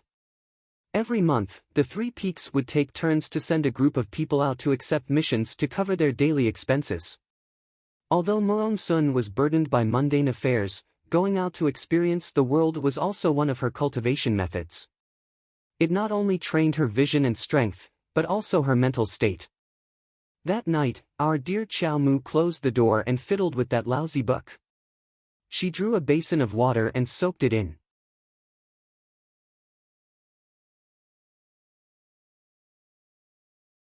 Chapter 301. Did you think that the child wanted to soak some treasure out of this broken book? Of course not. She just wanted to wash this dirty and smelly book. It would be best if it was washed rotten. If it was washed rotten, it could be thrown out along with the basin of water. She soaked the book in the basin and repeatedly soaked it. She pinched a corner of the book and took it out. She thought that the book would soften, but it didn't. It was still that hand-sewn book that looked like it would fall apart at any time. It looked like it was going to fall apart, but the pages didn't move at all. There wasn't even a trace of water stain. What was going on? The child squatted by the basin and used 2 fingers to poke at the broken book lying in the water. After a while, the child was at her wit's end. She glanced at the flickering candle flame on the table. She had an idea and ran to the table with the broken book. She lay on the table and used the candle flame to burn a corner of the book. She watched as the candle flame floated up and down through the thin pages of the book. No matter how hard she tried, she couldn't burn it. What kind of book is this? The child was tired and threw the book on the table. She ran back to the bed angrily and jumped onto it. She covered her head and fell asleep. Broken book and broken iron box. She went to Maple Pavilion and took these 2 things. She would start her closed-door training tomorrow. She didn't want to see anyone. After the child fell asleep on the bed, the broken book that was thrown on the cold table suddenly emitted a red light in the middle of the night.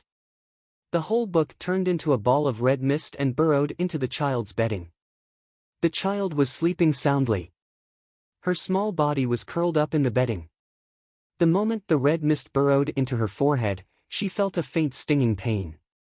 She suddenly opened her eyes and stared blankly for about half a minute. Then, she lifted her long eyelashes and closed her eyes tiredly. The next day, the child slept until the sun was high in the sky before he woke up. She sat on the bed and looked at the bright sunlight outside the window. She was still in a daze. So strange. Ever since she was reborn, she had never slept so late in her life. She walked around the room and patted the back of her head. She felt that the room was missing something. After washing up, the child sat at the table and poured himself a cup of herbal tea. His hand that was holding the teacup suddenly froze. His gaze fell on the corner of the table as he tried to recall yesterday's events. She clearly remembered that she had thrown that lousy book on the table. Where did the book go? She tilted her head and looked under the table, but she didn't see anything. He frowned and scanned his surroundings, but he didn't find anything out of the ordinary. There wasn't any strange scent left in the room, so it shouldn't be that someone deliberately came in to take her lousy book. Master, Master! Cho-Cho's slightly excited voice rang in her ears. Why did you come out? She glanced and saw a little tray ant tugging at the corner of her dress. Master, are you surprised? Are you happy? Cho-Cho can come out for a short while now. The little tray ant shook Chow Mu's skirt and chuckled. Master, it's fine as long as you have me by your side. You? Where's the coolest place? The nimble little golem suddenly jumped to the ground and lifted its foot to kick the small tree. Cho-Cho was caught off guard and was really kicked out by the golem. How preposterous! Cho-Cho rolled quickly and rolled back even faster. It pounced over and hung upside down on Arbor's clothes. Master, Master, Master, who is this weird-looking fellow?